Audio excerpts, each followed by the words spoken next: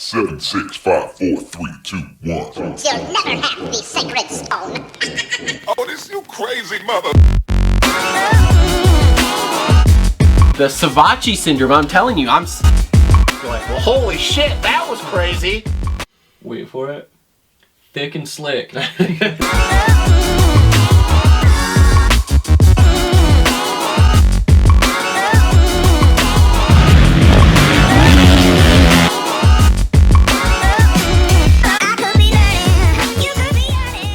What is up, everyone? Welcome back to another episode of the Moto Aftermath Show, episode number 180 here. We are back in studio, as you can see. Sorry for the audio quality last week. I know that kind of sucked a little bit.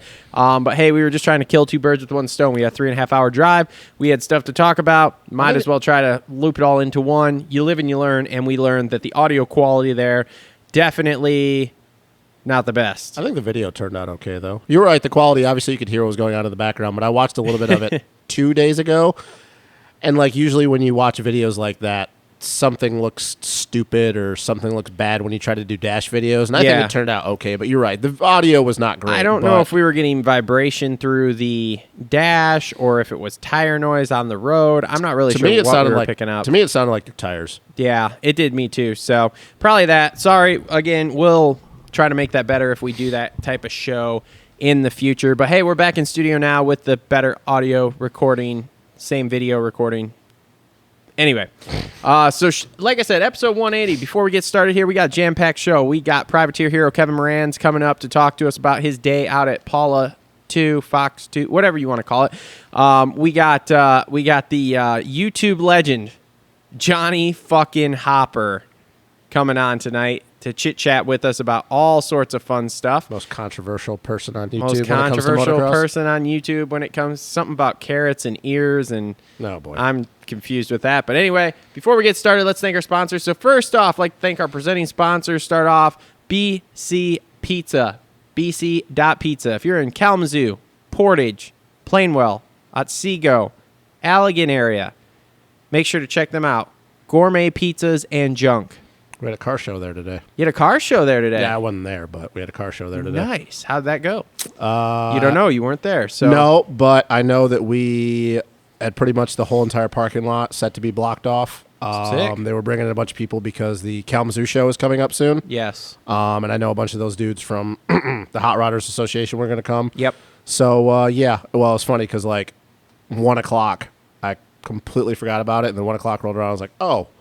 I was like, we had that car show today. It's like, that's cool. Should have been there. Should have been there. It's fine. So anyway, all right. So cool. So yeah, so make sure to check them out. Like I said, BC.Pizza. If you're in the Southwest Michigan area, you can pretty much get there. So also sponsoring us, presenting sponsor from the beginning, TLR Coatings, custom powder coating, Cerakoting, sandblasting, vapor blasting. They can do it all for you. TLRcoatings.com. Follow them on all major social media networks at TLR Coatings, especially Instagram. Check out all the cool stuff we do. We do lots and lots of cool shit.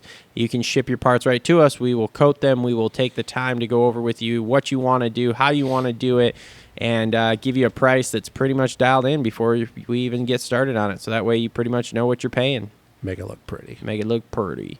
So TLRcoatings.com. Also want to thank Premier Custom Trailers. Fresh enclosed trailer out there. Are you going to be vlogging on Saturday? Yep.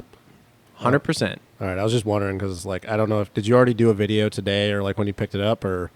I have a video on my phone because I was wondering if that was tomorrow. Okay, I was wondering if that was gonna be like the first time you were gonna like people were gonna see the trailer. No, it was in. I did a story for the powder coating for TLR Coatings the other day. It was in it, and I did a video today that I'm gonna put out in a story tomorrow. Okay. For the show. Yep. It's a big one, guys. Brand new ATC 7x14 7-foot inside AC. Just got done putting the textured paint on the floor today.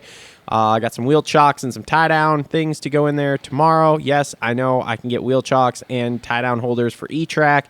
I don't have that stuff here yet, and I'm still trying to figure out cabinet placement and E-Track placement and all that. So for right now, we got the cheap wheel chocks. We got the cheap tie-down holders.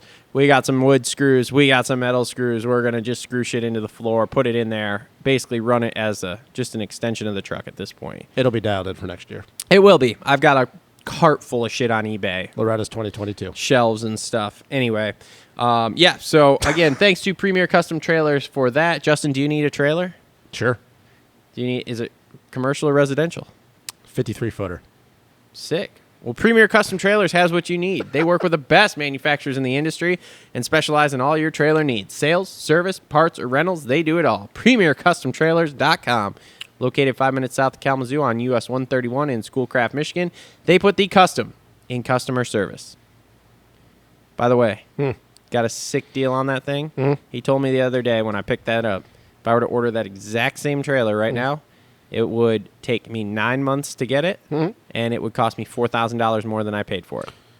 And that was already $2,000 more than when I started talking to him last year about getting one. Good to know people in high places. No, I literally just waited in line like everyone else. I mean, there you go. Wasn't any pushing to the front. So, also want to thank all of our regular show sponsors. So we'll start off with Alias Sport, aliassport.com, CBD Chill Oil, CBD Pain Balm. I committed a sin. I did not. I endorsed a product without trying it first.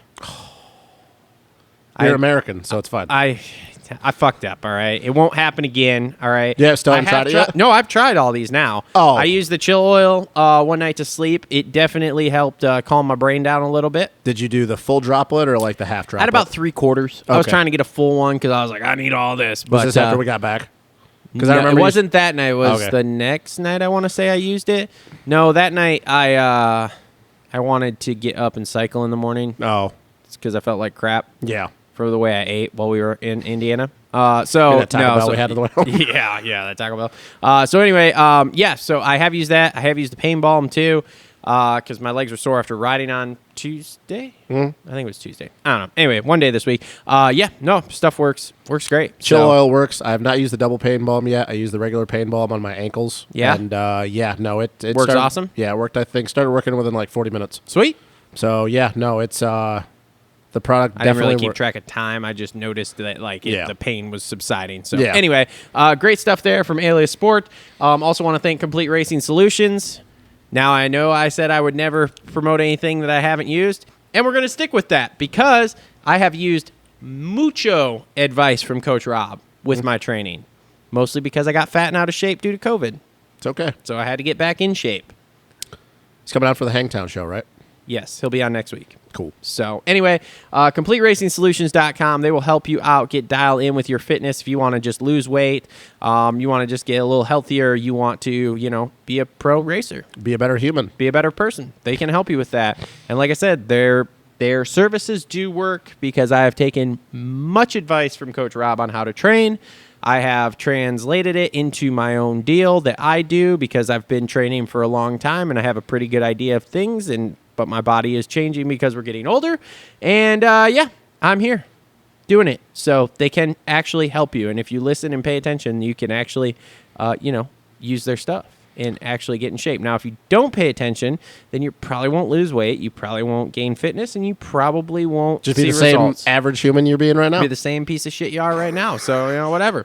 Anyway, also want to thank the Dirt Bike Depot, the dirt-bikedepot.com. They're helping us out with prizes for the fantasy show. They're coming on board next year with some more support for the show. So thanks to them. And then want to thank JT Cycle, jtcycle.com, Battle Creek's own little golden nugget of a dealership, I guess. I don't know. The person that, introduced them to the show doesn't come around anymore. So. Yeah. So, but they are helping us with some prizes. Speaking of the fantasy show, you want to explain to people why we didn't have a fantasy show Yeah, this week? I will do that. Okay, so we do have the fantasy podcast for anyone who doesn't know for Pulpamex Fantasy.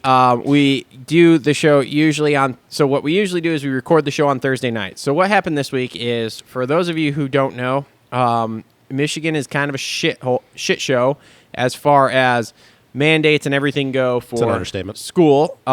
So without getting too deep into that, we have made the decision to not send our child to school with a mask this year.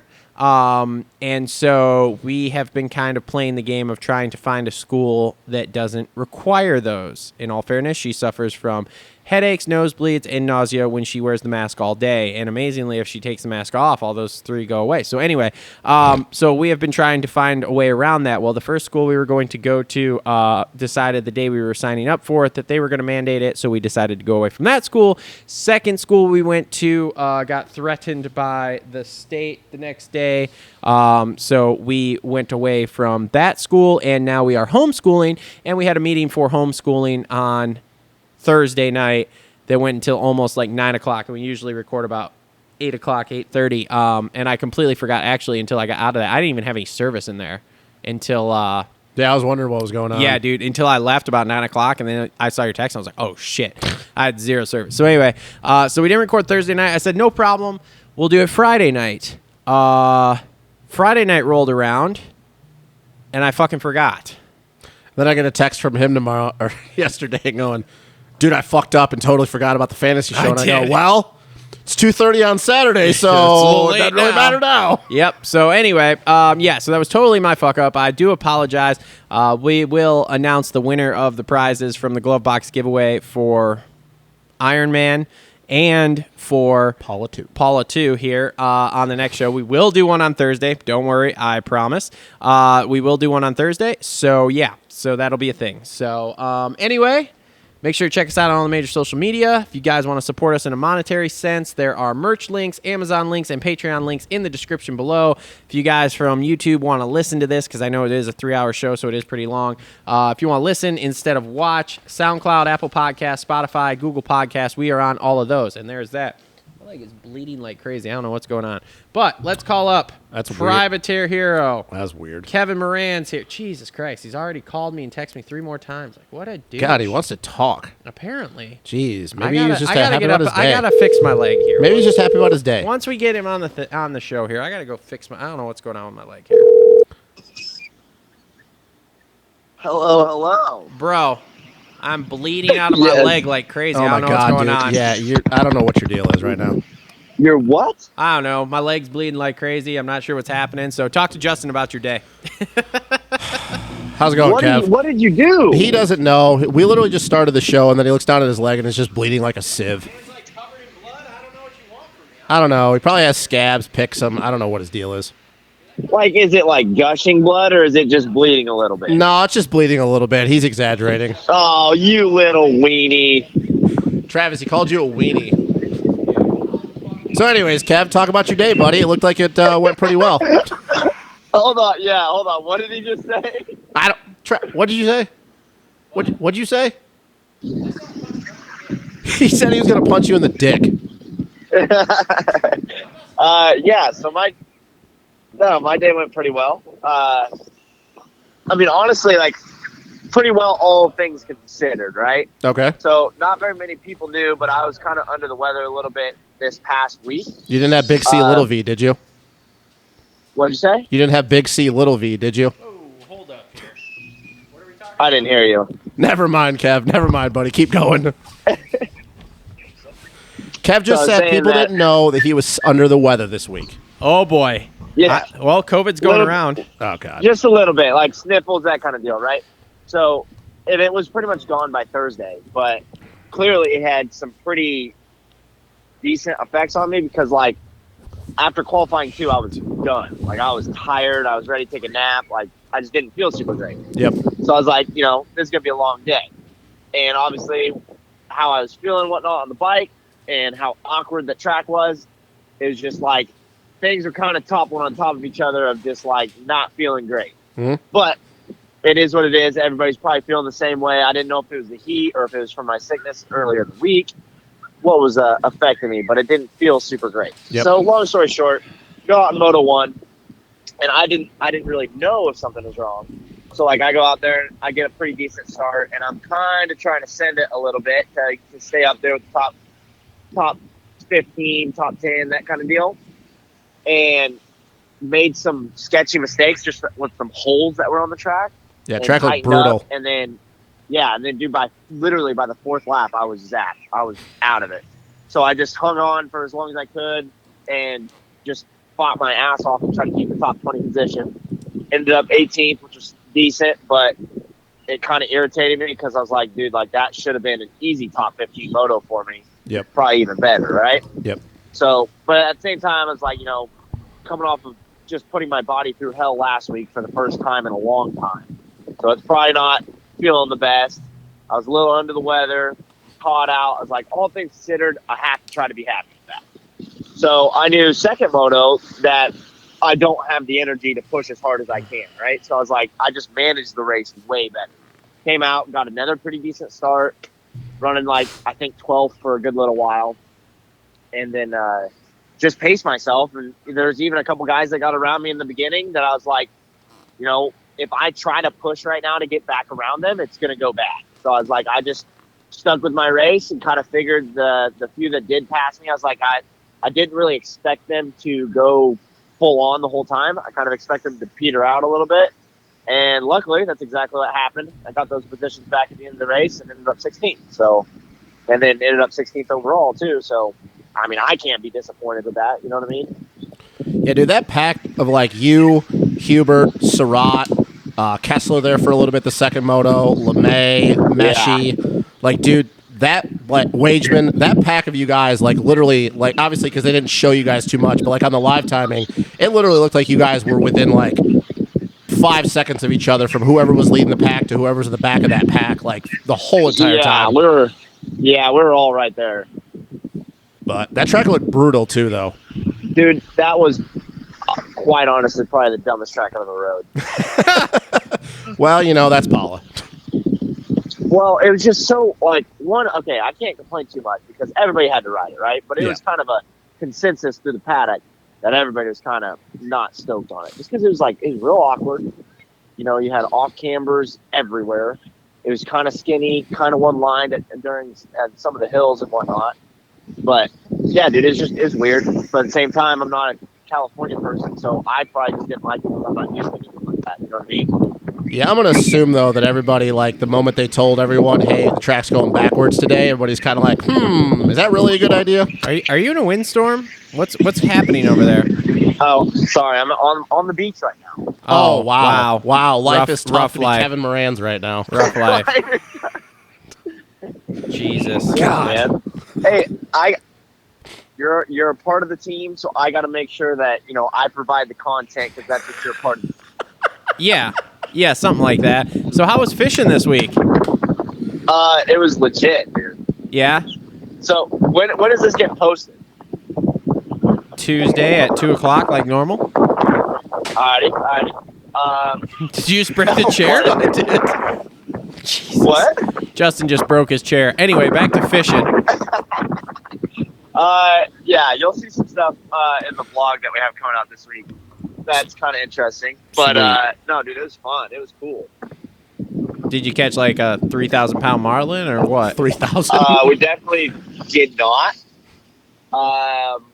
You'll just have to watch the vlog this week. Wow, This isn't fair. Just teasing. This isn't fair. Yeah. It's teasing. Yeah. It's like blowing on the tip or something. Okay. So gay. Okay. Oh my god. Is Clutch Media doing the vlog for you again this week or?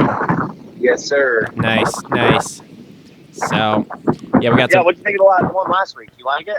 Yeah, that was pretty good. I like that. It was good. I reached out to him about doing some videos.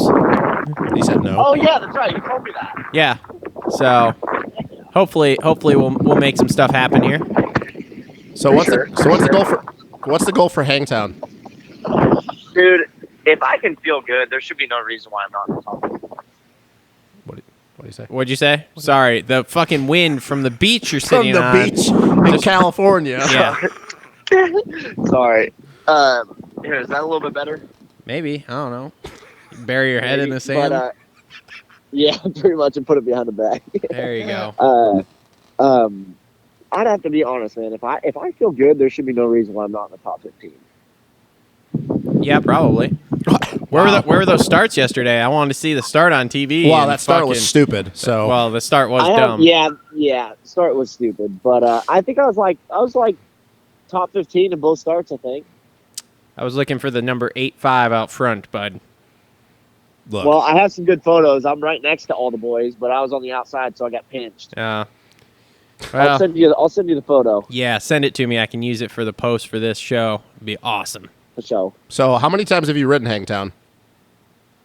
Hangtown twice, once or twice. I honestly can't remember. He literally dug a hole in the sand, put his head in it because it sounds so much better. It's all of a very sudden. muffled. Oh, here is that better? No. It's it was better good. anyway because the wind's not blowing in my ear. The only reason I asked because from the sounds of it, it sounds like everybody's gonna have a lot of fun because they only saved up so much water, and then it's gonna turn into a dust bowl. Yeah, dude, it's gonna be interesting. I was really expecting them to say, "We're just gonna do another round at Paula," but they never said that, so I guess we're going. God, that would suck aesthetically for people on TV. I don't know. I'm not convinced it's happening yet. Hangtown? Well, I mean, it's been talked about since like the beginning of the season, but that was for different reasons. originally. Until we get to say Friday and all the teams are there and set up, I'm not convinced it's happening. Look, they're just going to Lake Elsinore. It's fine. Great. That's what we need in our lives. Ride the what is it? The off-road truck track. Yeah. That would be sweet. So, all right, Kev. Well, we'll let you enjoy the beach here, man. Well, I appreciate that. Sorry, timing is difficult. It seems like. Look, I'm happy that we did this now, just because I figured like by the time we leave here, then we're gonna be eating dinner, and that's when you guys are gonna be pretty much going to bed because of the time difference and stuff. So, figured it'd be easier to just do it now. I mean, I would go to bed right now, but I got to do this stupid show. So, Oh my God! Yeah. Shut the fuck up. Daddy's tired. I don't know what y'all want from Jesus. me. Oh.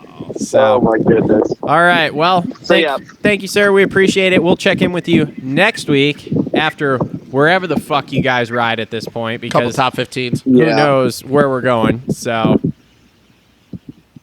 Well, I will keep y'all in the loop. all right. All right, buddy, good send me luck. those pictures. Alrighty, sounds good. All right, later. See ya. All right, Kevin Moranz, On everyone, a beach in California. on a beach in California. Wow. That's impressive. Life must be tough. Yeah. Shouts out a beach in California. Should we try to call Hopper right now? I mean, sure. Well, actually, you know what? We'll let me ask you a couple question here, and I'll text him because Oh, you got some bullet points, or just some stuff to talk about that What- doesn't really have to do with what the do you race? think? So now we're like a week removed here. What do you think about the whole Langston situation? I still stand by what I said. I'm proud of that dude. I mean, I've been a GL fan for a long time, like even before he came over here from the GPs. But like the moment he came here, always been a fan. You know, he's always been kind of outspoken. I kind of like that. Like anybody who knows me, I like the riders that have a little bit of flavor to them. They're not robots. Like we have this problem that everybody just is everything's so scripted, which is why I'm a Dylan Ferendis fan, which is why Kenny fan, this and that. But no, I stand by what I said. I'm proud of him standing by what he believes in. We're not going to get into the whole politics of all that because this is not the type of show that we do. Did you see the thing he did with Ping? No, I don't really get a chance to listen to a lot of the other podcasts anymore. But He kind of laid out how everything kind of went down. okay, was it on? It was on Whiskey Throttle, right? I don't think it was Whiskey Throttle. So it's just like an interview. Ping just did a live on Instagram. Okay. Okay. Okay. Uh, Because Ping is kind of like half in, half out. yes. Kind of seems like he just got showed the door a little bit. Well, I mean, if that is true, which I'm not going to say otherwise that it's not, because GL, once again, this is kind of who he's been. Everybody in the industry knows. He kind of just tells you how it is. So, like, I don't know why he would lie about this. It's not surprising. NBC is a very huge company. I understand that in our realm of things, Moto isn't the biggest thing that they do, but it's still a big part of NBC. And with the way the world is going, at least on this side of the pond, things are going towards a certain way. Once again, we're not going to get into that debate here. Oh, we could. We could, but we might get off YouTube. So yeah, let's just keep going. So my point is that it doesn't surprise me. I mean, it really honestly doesn't. Which kind of shocks me too.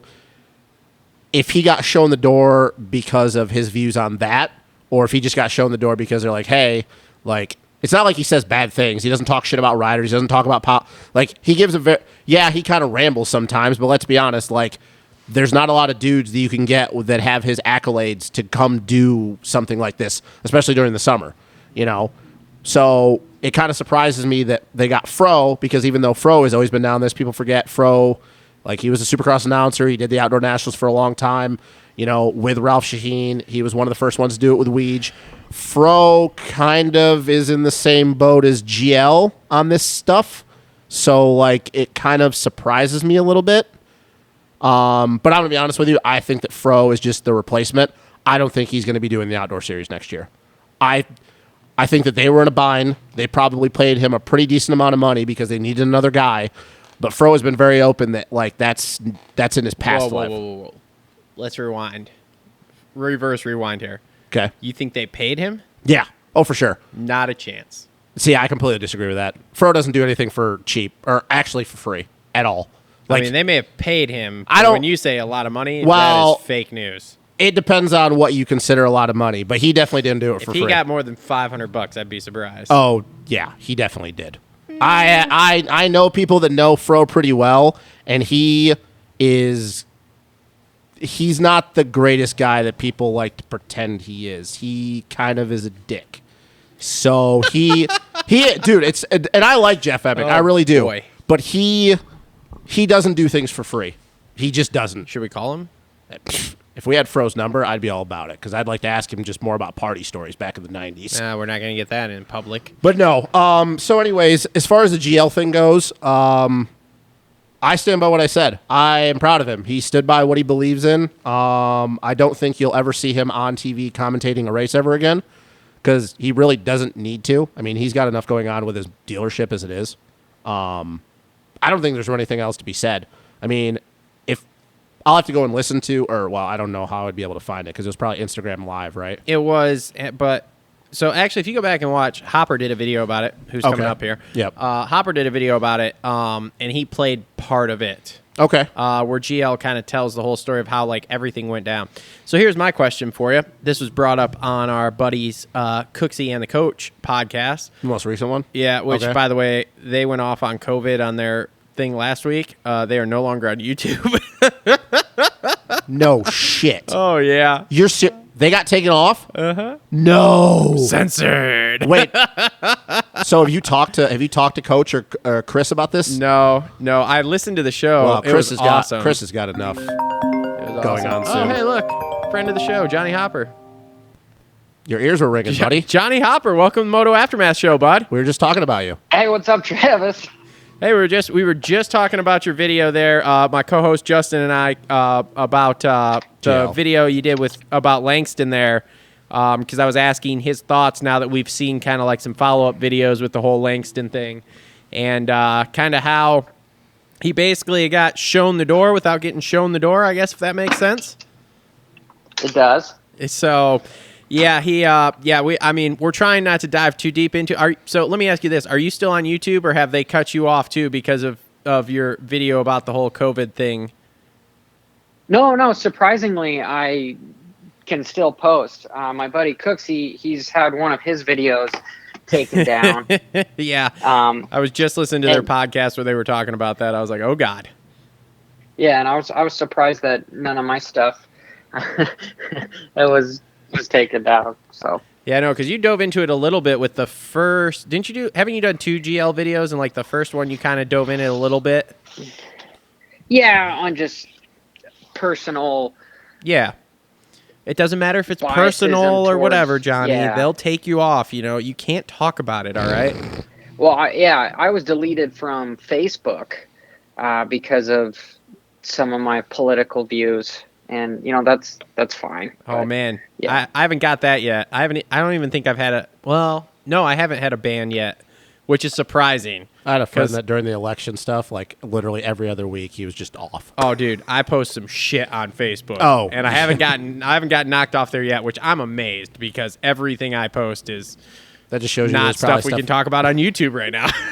Yeah, no shit. It's pretty cool, it seems, as of right now.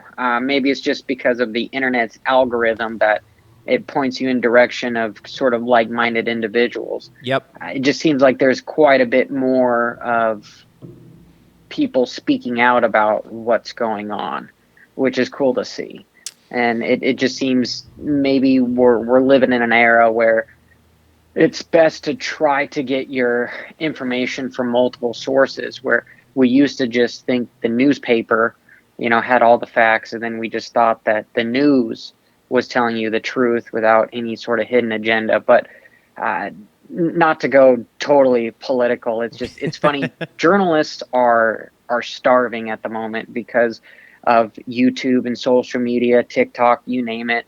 Anybody can sort of be an expert at any sort of topic, and then they could get a following, whether it's a cult following or any sort of anyway, they've got a platform where they could spill their thoughts about it. Well, as a journalist, it used to be a club because you were with Fox or CNN, NBC, whatever.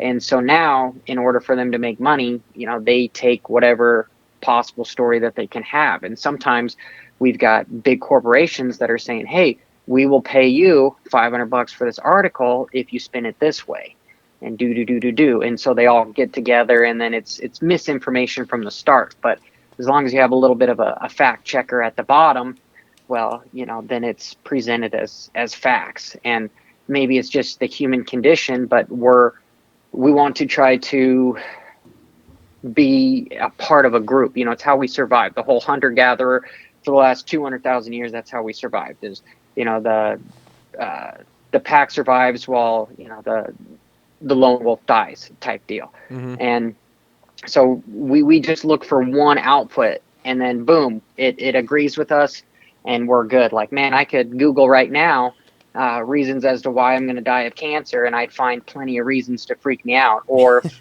basically whatever you want to search for, you'll find a reason to, as far as evidence behind it. But yeah, it's a crazy world we live in, and it's unfortunate that all of this gets into the form of racing, because most people like to use racing or sports as a way to escape from all the crazy stuff that's going on. And it's a shame to be seeing more of the stuff being brought up. And ironically, I'm one of the people that kind of bring up that kind of stuff.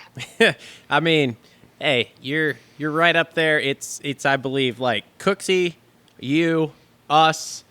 Is there anybody else? Jeremy Hammer for a while was doing it when he first started. Doing some raunchy stuff. Yeah, too. but not so much anymore, especially since he started going to like shorter videos. Now his own videos are only like 2 minutes long. Yeah, I was gonna say, but the three of us are all the ones who are kind of like, well, we and don't Gypsy. give a shit. Well, yeah, Jace, but Jace doesn't get censored. He's Australian. No, he gets away with whatever the fuck he wants because he can say whatever. Jace.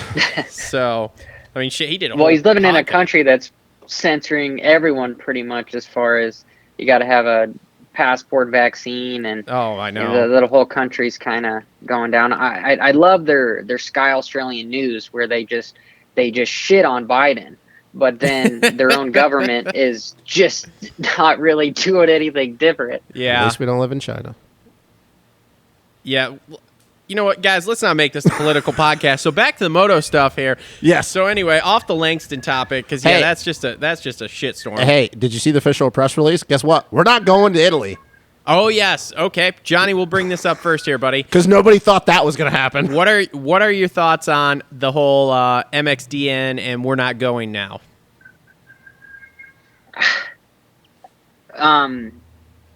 It's a shame, but yes. I understand as far as.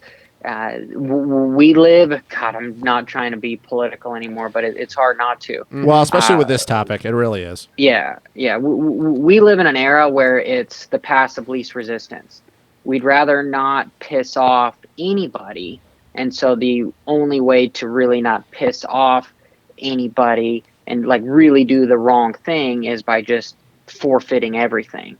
And I personally, I think the riders are probably happy about it, because the sport is dangerous enough. I mean, we see how many guys that are not racing, Plessinger, Sexton, Barsha, Osborne, Muscan's got COVID, and blah, blah, blah, but there's plenty of guys that are injured because of, it's just a long series and it's hard to go 150%, 365. And the conversations I've had with some riders is it's just like, you get paid for your contract for Supercross. Why would you really risk going over to represent your country, which is honestly, it's a really, really cool thing to do.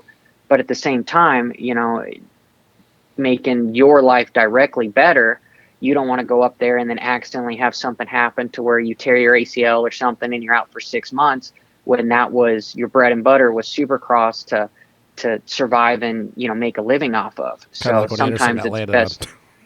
Yeah. So I would say that the riders are probably happy about it, but as the fans, it sucks because it's it gives off sort of like a weak feeling, you know, like, hey, the United States is thrown in the towel, and there's so many of us that would love to just root on, you know, the United States. It's been a while since we've won it, and it'd be cool if we could go back there and win it. And maybe just it made an easier decision knowing that, hey, potentially we don't have a shot at winning it, so why even bother? Kind of a thing. Well, That's a I big don't know. glorified You GP could spin it now. multiple ways. Yeah, I was gonna say the thing is that like not I don't feel like I feel like this is one of our best years to say yeah we're not going, strictly for the fact of because it's in the middle of the season. Like there's what half a dozen of the top GP riders aren't going to ride it anyway. Well, Geyser's not going to be there. Fevra's not going to be there. I told you when we were on the way down to Ironman that it's a real possibility Tony doesn't go, which is really going to suck for Team Italy. Obviously, the Aussies are not going. New Zealand's not going to go. Belgium's team's one of the worst I've ever seen. Dude, you know what I heard? Somebody said to Steve the other day. They were like, "Dude, you got to go. This is Canada's shot right here." Like, yeah, but the problem too is now is Canada like has a real issue because like their best dude in Jess Pettis is hurt. Yeah, and they got some random dude who just like came out of nowhere in the MX2 class, like some Jacob Pecula. I don't even know how to say his name.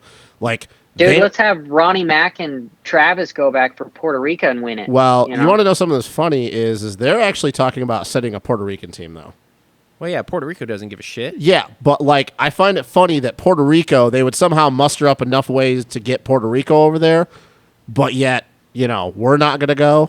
Well, And Cody Schock is going to be, he already said that, like, if Puerto Rico goes, he's on that team. yeah, that's what I've heard. But so here's the thing, though. But he's not sending a bike. No. He's taking suspension and fucking handlebars with him.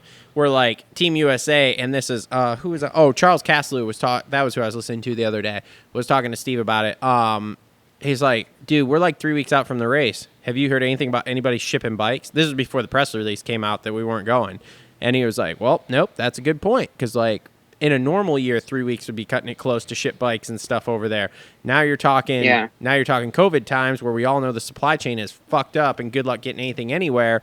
Like you're not getting bikes to Europe in 3 weeks. Well, so, what a lot of guys are going to do is like they're going to be borrowing bikes from local dealerships, and Yeah. especially their guys are in a big issue because they just raced in Turkey today. Yeah. They're going to be racing in Turkey on Tuesday, and then they have a break, and then it's MX of Nations. yeah. So like the teams over there that are actually sending, dude, that's the thing is right now, like I think 3/4 of the countries that normally would go are going.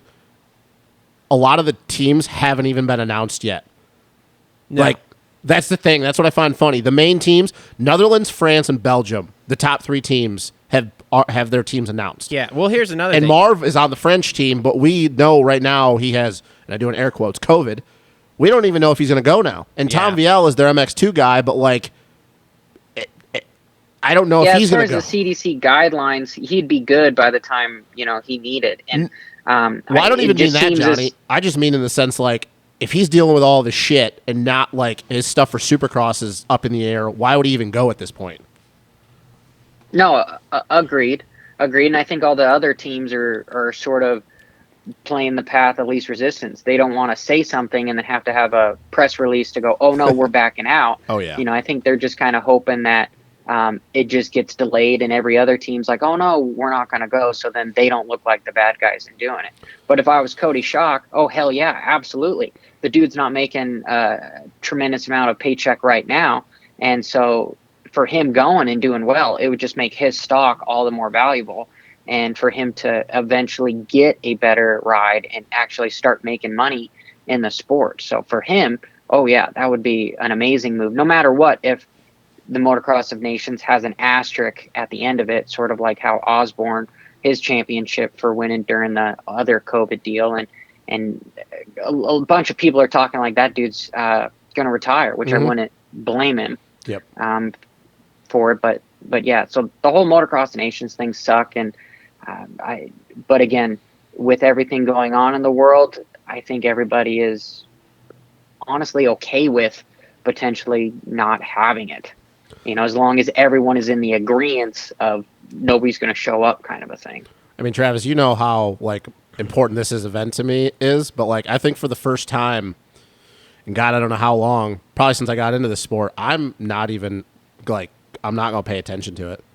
And that's really hard for me because, once again, you know how important this event to me is, how high a standard I hold it. But I started thinking about this today. I'm like, well, okay, like I said, if we're not going, Australia's not going, so Jett and Hunter won't be there. Luke Clout won't be there. I was say, no one's going to be there. Yeah, That's so the like it's thing. going to be a glorified GP event, and I'm going, and not that obviously you know how much I follow the GPs, but I'm going, it's not even going to be that because it's going to basically be like a French championship race because not even all the the top GP dudes are going to be there. Cody Schock stands a good chance of getting on the box.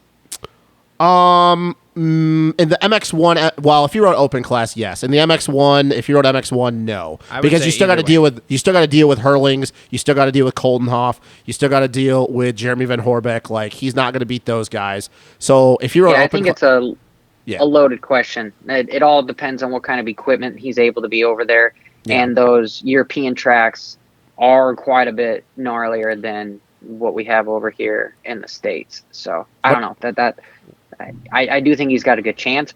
I wouldn't bet money on him getting on the box though. I wouldn't. I don't disagree. I think he would do very, very well. But like, I also, once again, like, there still is going to be factory GP dudes there. So like, we can't take it. Well, his bike can't be any worse than it is over here. Fuck, he'll probably have race gas in it over there. Let's face it. Yeah, he'll probably get help from one of the 10,000 Honda teams that's over there. Yeah. Let me ask you this: you guys think that all the injuries we've got going on over here played into that too? The decision not to go? Yeah. Well, yeah, because we talked about this. Like, who would your team be at this point? Because it was supposed to be Barsha, Sexton, and RJ. RJ clearly is, like, overheating every round now. Yep. So, like, that's an issue. He's got heat stroke issues. Sexton like, has an enlarged so he won't spleen, be at so Hangtown. he's out. Barsha, obviously, is not racing the last two rounds. Nope. So, really, if you think about it, the funny thing is now you're looking at, well, maybe Cody Schock would just end up being on the actual Team America team. Cody Schock, Cooper Webb, and I don't know who. Yeah, else. who is our third best don't American rider right now? I don't know, but I just thought about that the other day when like Levi the Kitchen? Sexton thing came out. Yeah, let's just send the kid. Fuck Like, it, send the kid. Like, I truly Let's believe breed that. him for this race Because there's nobody left. Like, this is worse. This is worse than 2017 when we had Zacho, Cole Seeley, and Thomas Covington. Yeah. If you really think about it. Oh, T-Cov. You remember how high Shut you were up. on him? Hey, you want to talk about who the Johnny, you want to talk let about me who the just tell 450 you, champion is right now this that I guy- claimed him to be a champion before he came over here? Let me just tell you, this guy boy, across here we go. across the table from me here, he had a boner so hard for T-Cov when he was coming over. I mean, dude, it was just like boom, pounding against the table every time we would talk T-Cov, T-Cov, T-Cov. And then what happened? Shit the bed. Who's the Did 450 nothing. Who's the 450 champion Did right now? nothing. Dylan Ferrandis. I have that in my notes to talk about. Yeah, you want to go back and how I hyped him up and said he was No, going I to do don't want it? to talk about that right now. Yeah, I so didn't what I think want to so. talk about right now, what I want to move on from the MXON talk here because we beat that horse Yeah, enough. it's fine, though. It's dead. It's at It's the a- glue factory. yeah. Anyway, the FXR Chaparral team folding up. Is Cody Schock going to be on a 250 team next year? I don't know. That's the thing. Mumford's going to Bar X. Really? Yeah. How'd you find that out? It's a rumor. Okay. That Sorry, same I missed same that. Say person that again. that same person that I told you what I heard earlier. Huh. All right, Johnny, what do you got? No. What did you guys? I think I missed something. Okay, so we're talking about the FXR team folding up next year and how like Cody Schock wants to go back to the 250. And all I mentioned before that is that Mumford is rumored to be going to the Bar X Suzuki team. Which I would say is a comparable team to Michael Lindsay's deal. It's Yeah. just people don't understand that most of those teams run at such a negative that it's just a matter of time before they fold in. Like if you have money, the worst way to spend it would be to either sponsor a motocross, supercross team or create your own team. It's just the money's just not in it. You have to have. Unfortunately, that's why we've got the big energy drink companies because they've got opposable income to where they can sustain this kind of stuff. Because I keep kind of talking as far as why the riders aren't getting paid enough, and could we just have changed the rules somehow so it's people aren't putting a $50,000 motor in a bike every weekend, and just how much spending there is going on, to where guys could have 3, 4, 5, 6 guys on a team. I don't know how Star Racing Yamaha is fitting a bill with buying the GOAT deal and trying to have flights going from Florida to everywhere, because it's a smaller airport over there. Let me fill you in on how this is working, because we had this discussion. We drove down to Ironman last week, so we had about 3.5 hour drive each way, and me and Justin had this discussion. So let's talk about these we'll call it small, privately funded teams that work. Okay, so let's start with MCR. Okay, MCR has been going for years. They're going to continue, apparently, which is weird because we all thought they were going to Arena Cross. Anyway, who's the guy that owns the team? Mike Genova. Mike Genova. Johnny, what is Mike Genova before he was a team owner? I don't know. He's a businessman. He owns not Bullfrog Spa, but the what are the Smart Top? Yeah, the Smart Top. Spa tops. Yeah. He's a businessman. He owns businesses, okay? Really good businessman. Millionaire businessman, from my understanding. Yes. Really great. Then we'll go to the Rockstar Husky team. Now, when the Rockstar, it was Suzuki, right, back in the day? It used to start off as the Extreme Team Green Canada or Kawasaki team, and then it was Canada, and then Yes. It's gone through like 10,000. It's gone through 10,000 names, but Yes. it's been under the same team owner. Yep. Bobby Hewitt, right? Yep. What was Bobby Hewitt before he was a team owner? Businessman. Bingo. Millionaire businessman. Millionaire businessman. Still is. Now, Well, like Geico with Mike Grundle and so the Geico thing, I don't know how much. I'm pretty close to that one now. I know what happened there. Politics. That was a politic thing that got that one, which is why that went away. That was a politic fight between, I think, Geico and some other people in that team. The Nazis. Yeah. So anyway, so that was more of a politic. They didn't really run out of money. They ran short on politics side of it, from my understanding. But Geico got stolen from them. Yep. So anyways, Promoters. Anyway, but then we go to the Rocky Mountain KTM team. Rocky Mountain KTM team that's going to fold up soon.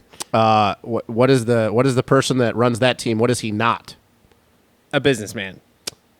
What is Michael Lindsay? No disrespect to Michael Lindsay. He's more of a drug guy. Yeah. Anyway, What is Michael Lindsay? No disrespect to Michael Lindsay, but what is Michael Lindsay not? a businessman. And then you go to Star Racing Yamaha, who's winning absolutely everything. And what is Bobby Reagan? A businessman. A businessman. So we figured it out, Johnny. we have figured it out. If you own a successful Follow the money. business, yeah, exactly. Follow the money, and boom, you're in. So like you see these teams like the Rockstar Husky, and what was it? The MCR, and all the guys that own the teams. They're successful businessmen. They know they're not going to make money on it. They know how to try to make it at least break even, and so they continue to do that, run the team, and boom, it all evens out for them. And then you have these guys like Michael. Michael Lindsay is a fucking journalist, okay? Yeah.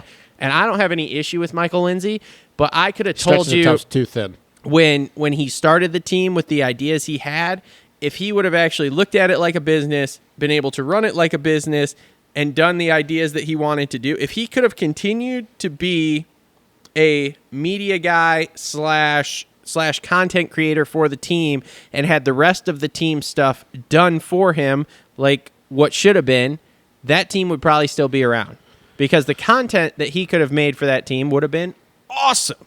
Well, and that's the thing is like, for all the people listening, we're not saying anything that a person with half a brain doesn't understand, but like a lot of people in this industry like to think that just because they've been around it, or that they have a little bit of know-how, whether they've been a mechanic, a rider, a coach, whatever, that, oh, hey, I can just transition into running a team. And yeah, maybe for the most part, because you know how things work, you know how the politics work, you know how the series work, you know where to get the best parts, how to train, this and that. For that part, yes, you can. But the thing is that if you're going to do that, you need to do what these businessmen that we've talked about did, and you need to hire somebody that knows how to manage the money part of it.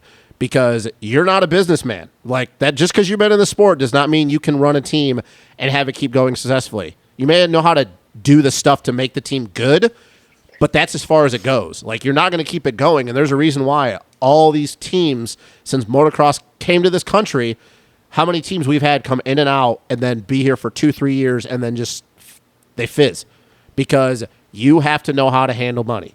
And it goes. Well, I mean, nope, go ahead. Look Johnny. at the psychological. Sorry, Justin. I don't mean to interrupt. No, you. it's okay, buddy. It's a bummer that I'm not in studio talking to you guys, so I can't read when to interject here. It's okay, buddy. Keep going. If you just look at the psychology of riders or people that are in with the sport, why do we do it? They're essentially gamblers. They're risk takers. Mm-hmm. That doesn't really transition well to business. It's a good way to just lose everything because you'll take on way too much risk without the necessary reward needed to sustain something. So it makes perfect sense as to why guys that have been good in business can keep afloat the whole racing thing. And just where I'm going is if I was a team, I'd be looking at some of these startup crypto projects and I'd be trying to get some sort of a big crypto startup to try to invest in a team. I think it would do tremendously for promotion and keep somebody afloat. I don't know why. I haven't looked at the rules, but I know some of the rules are you can't have alcohol and things of that nature. But they're kind of changing with, the whole twisted tea type stuff. But anyway, hey, going dude, on a tangent here. The rules are only there so that way the fucking founding fathers of the fucking series can feel like they did something. Look, with that being said, though, if there's anybody out there wants to give me and Travis $600,000 to do a team, we're in. Call us. We will take alcohol sponsorships. I don't think that would get you very far. No, probably not. But you'd be surprised what I can do with $600,000. Well, we've also talked about this, and we'll have to talk about this off camera or whatever. But like we talked about this about privateers, how there's an idea. But anyways, we're. First off, the amount of guys that I now know are riding for no money that I could give some sort of salary to, just some race gas and some race gas too. Johnny, I found out a couple weeks ago that the FXR team is not running race gas, and I kind of sometimes they are, but it's not consistently. Yeah, and I kind of scratched my head and went, "What?" Yeah. So I'm not sure if you were aware of that, but I was not. Yeah, I found out through some grapevines that there was no, which I offered to sponsor with some race gas. Yeah. Didn't get a response, but I said, hey, I'll bring 5 gallons of whatever you guys want. So speaking of that, though, back to the original topic of Cody Schock. So, because this really does interest me. Somebody's got to make room for him somewhere. Well, I find it interesting, and they brought this on the broadcast, how he talks about, and I get it, he wants to do the 250 thing. Like, if he could get a ride in the 450s, obviously he'd take it. He's already done well, but he had a great 250 Supercross season considering where his rookie season was. He made a huge jump. Ben top 10 guy. You can talk about all these guys out. That's fair, but still, he made it through the series. They didn't. Mm-hmm. Credit has to be given where credit's due. I do find it weird, though, because we know how these 250 teams work, especially with all these teams that are going to be loaded. But in his words, he thinks that you have to prove yourself on a 250. I'm sorry. I think that if he doesn't end up on a team, and I know that he even said on the broadcast, we'll be racing next year no matter what. If he doesn't end up on a 250 team next year, I'm going to be baffled. Actually, I shouldn't say baffled because I know that it's a very good chance that he's not going to. I'll just be pissed because there's a lot of dudes out there that have rides. Once again, I'm not going to name names, but there's Please name all the names. Well, Styles Robertson's one of them. I mean, no. He's not the worst one. He's not the worst one, but he's one of them. The fact that if Cody Schock doesn't end up on a 250 team next, he can go to Husky. Styles is probably out. We know Jaliek's going to be there, but RJ's probably taking Zacho's spot. So, leaves you with one rider in Jaliek. You can't give Cody Schock a ride. I guarantee at least he'll make it through the series. Well, and Yamaha's out. So I heard this week that Smith is going to Club MX.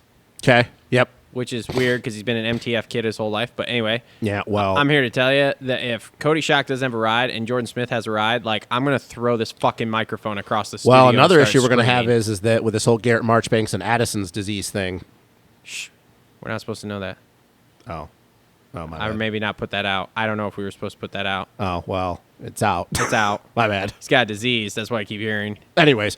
We're terrible at this media thing. Sorry. We're shit. Damn it. So anyways, to my point, I don't know what you think about that, Johnny, but I think that if Cody Schock doesn't have a ride next year, if it's a politics thing, which once again, this is motocross, we know that that's a huge part. It's just going to be a travesty because there's a lot of dudes out there that he is clearly better than. And yeah, I will not understand it. I think it's sort of more of who you know rather than sometimes your results. You've seen many riders that have done well. I mean, look at, Masterpool and them that get kicked off. It's another kid. It's a shame, but because of the way the amateur program is run, they've got a list of people that are young and already trained in the ways of how the team works. So I wouldn't be surprised if it's unfortunate that a lot of these guys are ridden hard and put away wet. So it's a tough. We know I'm a little bit negative on the whole subject because, again, I think it's more of a money thing. If there's more money to go around, you'd have more riders. I still don't understand why there's not even like bench riders, where how come Josh Grant can't be on a team to just hang out and kind of be the backup dude when somebody goes down. As soon as all the riders are injured, then they've got to try to fill in somebody, where it'd be nice to have somebody on payroll that's right there, that's, ideally making close to six figures just to sit there and be a backup guy, just, like a bench warmer kind of a thing. But the sport doesn't have enough money for that, so that's what doesn't happen. And it gets, just because there's not enough money, again, I'm using the whole term, there's not enough money, people will backstab whoever to get ahead, and again, that's sort of a business thing. And I understand. It's just unfortunate. You guys are talking about somebody's a Millsaps training facility guy forever. Now he's going to Club MX. Well, he's following the money. You get put in position. You're either going to fold or you're going to fight. And as racers, what's the mentality? They're gonna fight, and that's just how it is. So I mean, again, I don't blame Smith for following the money. No. I blame whoever the fuck is signing Smith is fucking stupid, because that kid can't stay healthy to save his life. Goes back to the old thing. We know how this goes is that if people think that you can still win, it's kind of like with Dean Wilson. Now, granted, it's not a good comparison because Dino still puts it in the top 10, but when we had Darkside on, there's people at Husky that still think Dino can win. We know that that's a pipe dream. No disrespect to Dino, but Dino is never winning a race ever again. No. And like I said, this is not throwing shade at him. It's fact. He's never going to win a race again. But the fact that people at Husky still believe that he can, it's the same thing. People still believe that if Jordan Smith is healthy, he can win, because even though he didn't barely finish any races this year in Supercross, the races that he stayed on two wheels for a little bit, what was he at? He was up front, and then he crashed. So it's the same thing. If people still believe you can win or at least get on the box, they're going to continue to throw money at you whether you finish or not. And yes, I know that pisses you off. It pisses everybody else off. It pisses me off because that's the reason why Mitchell Harrison doesn't have a ride right now, and he sat home the whole summer because of bullshit like that. But it's just, unfortunately, how our frickin' industry works. It's stupid, but I don't know. Being devil's advocate, I think Dino's fast enough to win. I just don't think Dino's willing to ride above 80% that's required to win. I think after some of his big get-offs and his injury and him being older, and getting ready to start a family, I think your whole mindset kind of changes. It's the kind of thing why I feel like Ken Roczen hasn't won the series, is because he is you can't blame him, what he's been through. I can't even believe that he's come back and won races, but you can definitely tell that his whole riding style has changed, where he's not, ready to just lay it out on the line. He'll do whatever he can to put himself in the right position, but Ferrandis was willing to just ride above that comfort zone in order to win, and Roczen's not willing to do it. Well, that being said, let's get into talking about Paula. All right. You're gonna. I feel like that we forget when we do the show, we actually have to talk about the race. Yeah. We do this. We have a tendency these last couple of shows to forget that we actually have to talk about the race. We get on these. I like it. It's canon. No, we love it too. It's kind of like the way our show's going. It's just me and Travis. I just realized this a while ago. We've done these last couple of shows, and then we've only talked about the race for 30 minutes, and we actually got called out about this at Ironman from one of the dudes from 3D. Yeah.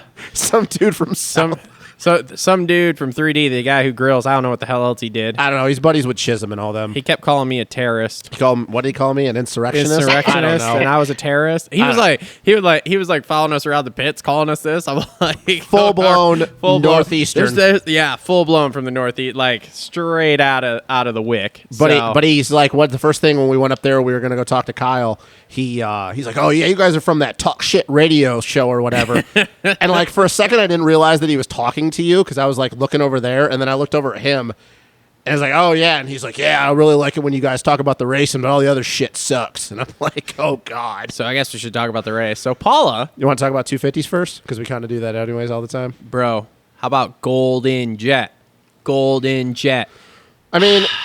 I hate to say that he's a generational talent, like our boy Daniel Blair keeps saying. Okay, calm down, But this buddy. is a generational talent here. Whoa, I got both of you guys fired up. This is good. Yes. Johnny, go first. Yeah, go first, bud. Do you think there really was a gate malfunction? Oh, Ooh. yeah. Ooh. Oh, yeah. That's a good question. So you watched the broadcast, right? I did. You can see that guy stomp on that thing and hear it where it's supposed to click and go, and the gate doesn't go, like, for anyone there. So, oh, yeah, that was a total gate malfunction. I don't know what the hell happened, but, like, you can see him stomp, and then Jett moves. So, like, it should have dropped, and there was, I mean, like, they were saying on the broadcast, and I couldn't really tell because they just kept giving us the zoomed-in look at Jett, but, like, they said there was a bunch of people that moved, and the gate didn't drop, so... Yeah, that was. But there's only one person that hit the gate, and I'm just saying, being devil's advocate here. If I was, I like this Star side of Racing Johnny. Yamaha, Yep. I'd be protesting up the ass because the rules say if that something like that happens, you can get penalized or disqualified. And look who gets the whole shot, who never gets whole shots after the whole restart thing. It just adds up to a weird. You take 40 riders. And one rider is the only guy that actually hits the gate and moves it forward, who happens to be right next to the box where you can hear the click, where you could time the gate, and he ends up actually moving the gate forward. Well, that's 2.5% of the field. So I even though, yeah, there more than likely was a gate malfunction because you could see that everyone kind of moved. But again, in racing, if somebody flinches next to you, you flinch. And so I don't know. I'm kind of conspiracy theory here going, I'd be using that to every extent that I could to try to, because let's just say that gate did drop, he hit it, and he started from, 30th or 40th. He could have finished 10th, Cooper could have gotten back up there, and we would have a much tighter race moving to the next round. Been hilarious if Star would have done it with all their issues with Honda the last 2 years. But here's the thing. No one else's gate dropped, did it? I don't know. I'd actually have to go back and look at that. I didn't really think about it too much. I don't think anyone's gate did drop, but Jett was the only one that moved the gate forward. I watched Volan, and Volan flinched too, but he flinched after Jett moved. Yeah, but my question is like, okay, so say Jett moved and hit it or whatever, isn't that, I mean, everyone else's gate should have gone then. Like, the race should have been on, so. Well, yeah, I mean, I don't know. The fact that no one else's gate dropped either is like, yeah, that's a major, because you can clearly see in that video, like I said, because I watched that very closely, like, you can clearly see that guy stomp, you hear the noise, and then you just see him start, like, waving, whatever, so, like, he tried to drop the gate, and the gate just didn't drop. So, you can even see the gate go I think I might retract my statement a bit. I need to watch more of the replay. It just, again, if I was the team order there, I'd be trying to get whatever I could, even though it's not right. I understand what you're saying, and I'm not trying to talk you down off of your position on it. I mean, it's totally we're all friends here. We can have different positions. When I watched Jett, when they zoomed back in, or when they showed Jett's version of it, when they replayed it, you can hear him obviously hit the gate. Yeah, or not Jett, but you can hear the starter hit it. But you can actually watch the gate flinch for a second, and that's where Jett went. And then it just stopped. But the thing that was weird to me is that and maybe same thing with Johnny, I have to go back and completely watch it again because I was so honed in on Jett. Jett's gate was the only one that I saw move, though. Whoever was next to him, I don't know if it was TJ Rios, I don't know who it was. I didn't see their gate move. I just saw Jett's gate move. So, like, that was a little weird to me, too. Like, why was Jett's the gate the only one that flinched, but nobody else's gate flinched? Could have been because he was right next to the doghouse. So, like, if it broke or whatever happened. But you would think, though, that if that's the same thing, the guy on the other side of the box would have done the same thing. And maybe he did, but we don't have a video of that. Yeah, that's true as well. I mean, like I said, I'm glad that they focused in on Jett because, like, with all the drama, and he was the one that hit it. But we should have, like, paid attention to the other stuff, like everybody else. What were they doing?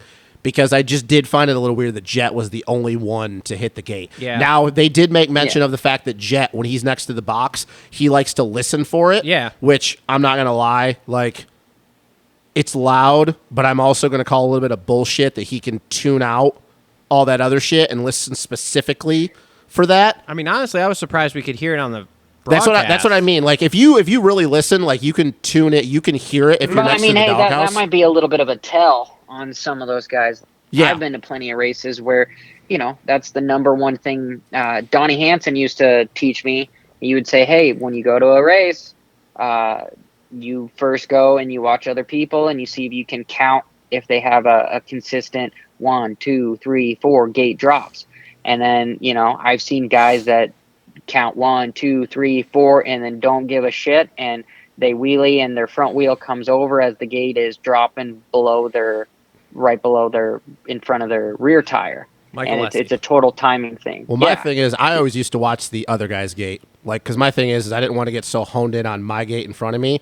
I would watch, and I wouldn't like do it with a peripheral thing. I would literally, it's kind of like what Fro used to do, except he always used to say he'd watch the pin. I would always watch the other guy's gate to move, because I felt like that if I watched mine, I would get so honed in that I would like think my gate's moving. So I would just look to the gate next to me to move. But I don't know. My point is that I'm kind of on both sides. I'm kind of on your side, and I'm also a little bit on Johnny's side. Like, it is a little weird that he is the only one that hit the gate. Like, I do find that a little interesting. But, I mean, the chances of anything happening is, like, it's probably not. I mean, it's just going to go as... I'd kind of make it a non-issue. Yeah. Trying to make something more dramatic than it really needs to be. So do we... I'm just saying, hey... It's ironic, guys in the championship leading the points right next to the box, can hear the noise. It was special treatment as far as, hey, here's a second shot at, like if it was a privateer would have been the same thing. Yeah. That's the only thing where I'm going with it. But truth be told, there probably was just a malfunction on it. But at the same time, this is a professional race. You should never have something like that happens, but some of that stuff is just out of your control.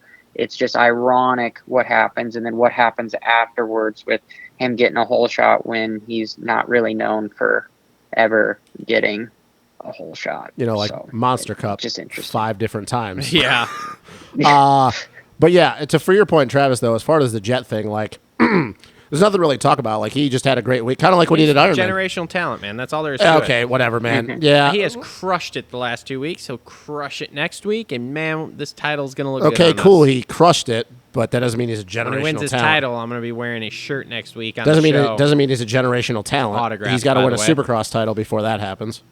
He definitely has a better setup for the last 2 weeks, I can tell you that. And I was thinking about this yesterday. I find it odd because we've always talked about Jett, like his attitude, his style, his natural talent. Like, we always kind of thought Supercross, like that was what he was better at, and obviously Hunter was better at outdoors, but Hunter's got other issues going on. We'll get to that in a minute. I find it funny that somehow he turns out, and you can even talk about his rookie year outdoors to Supercross, he turns out to be more consistent outdoors than he does in Supercross, and he wins an outdoor title before he does Supercross. Now, I'm not saying that maybe he wins the Supercross title next year too, but I just find it funny that we talk about with Jett that, like, Supercross was going to be his thing, and then outdoors was going to come later, but yet he wins an outdoor title. I mean, we still won 3 Supercross races. But he didn't win the title, so it really doesn't mean shit. I don't care. It doesn't mean shit. Stu also only won 2 titles, so that, you mean his 72 wins or however many fucking Supercross wins he's got doesn't mean shit either? No, because Okay, Jett Lawrence your is point's definitely invalid, not. so let's just stop talking about Jett it. Lawrence is definitely not James Stewart, and James Stewart also won a Supercross title, his first year. So he's just a generational I think talent. it's a maturity thing. You can definitely tell how comfortable he is, just even how comfortable he is with the fans. Yeah. And everybody loves him. So I think all that adds to his confidence and him not being so spastic and in dire situations. So I honestly would not be surprised if he wins the Supercross for Honda just by toning it down a little bit. He very well could, and I'm not taking anything away from him. I like Jett. I've followed Jett since he was in the EMX2 class. I'm a big Hunter supporter. I'm a big fan of their whole program. I've said this on the show before, I'm a little annoyed with people keep talking about this generational talent. Should we call Daniel Blair? You want to talk No, to him because about this? because Daniel Blair, I know how he feels about Sexton as well. Like I don't like when all these dudes get a lot of hype and they are just winning their first title. Talk to me in a few years when he's had to defend that title. He's had more pressure to win more titles now. He gets a little bit older, and then he gets into the 450 class. Like, we've seen it before. He can do a bunch of stuff on the 250s, but More if he gets pressure. What rookie coming in has had more hype than him? James Stewart, 10 times. And I'm not going to be rude Okay. because you weren't in the sport as heavy back then. Let's go last 5 years. Last 5 years? Yeah. Since guys that have come in the last 5 years? Yeah, who's had more hype than him? Well, Rookie-wise. we haven't had any rookies of worth in the last 5 years. Yep. Okay, but I'm talking about all time. So, like, Austin Fortner had a lot of hype coming in as well. Yeah. Okay, AC had more hype than Jett Lawrence did. He had more pressure on him coming out because he won 10 times more than Jett Lawrence did as an amateur. I'll go Yeah, back. I would agree with that. I agree with the AC thing. AC is Yeah. about the last one since I've been in it, okay, and that was 7 years ago, Yep. 2013, 2014, whatever it was when he went pro. Yep. AC I think did have the same amount of hype going in. Yeah. But I would think Faulkner would probably be right there with just Yeah. as amount of hype too. Yeah, Fortner had a lot of hype. I don't know did Fortner have a fan base though like AC? No, he didn't have a What's His fan Nuts? base, but he had a That's- lot of hype from Kawasaki, though. Yeah, he was hyped, but I just don't feel like I feel like it's a different level of hype here. My point is to Jett Jett. is I'm not talking about the hype. I'm not talking about he's not going to do this. The generational talent thing needs to tone back until we get a little bit further in his career. Great, he won a title his second year. It's not like he's the first person to win a title He's his second 17, year. man. James Stewart won a title at 16. I know. So my point is that we need to get They're a little different bit generations. Yeah, but we need to get a little bit further into Jett's career before talking about generational talent. He can get into the 450s, and I'm not saying this is going to happen, but he can get into the 450s, and he could just absolutely lay an egg. Well, So, and then will we look back and say, oh, he was a generational talent? No. My point is that we can't go off of his first 2 years and be like he's doing this and doing that when he's just winning his first title. Give him a couple years. Give him a couple titles under there. More wins. And then we'll talk about it. But as far as like him being a generational talent, it's way too early. Everybody thought Fortner was going to be a generational talent. How's that going for him? AC. you don't want to talk. I honestly, I would say that Faulkner is generational talent. He's had a lot of injuries. I would even say, I'm just going to again debate you on the thing. I think Jett is generational talent. If you want to talk about people that come out of their generations that are abnormally talented and gifted, I would say those guys are.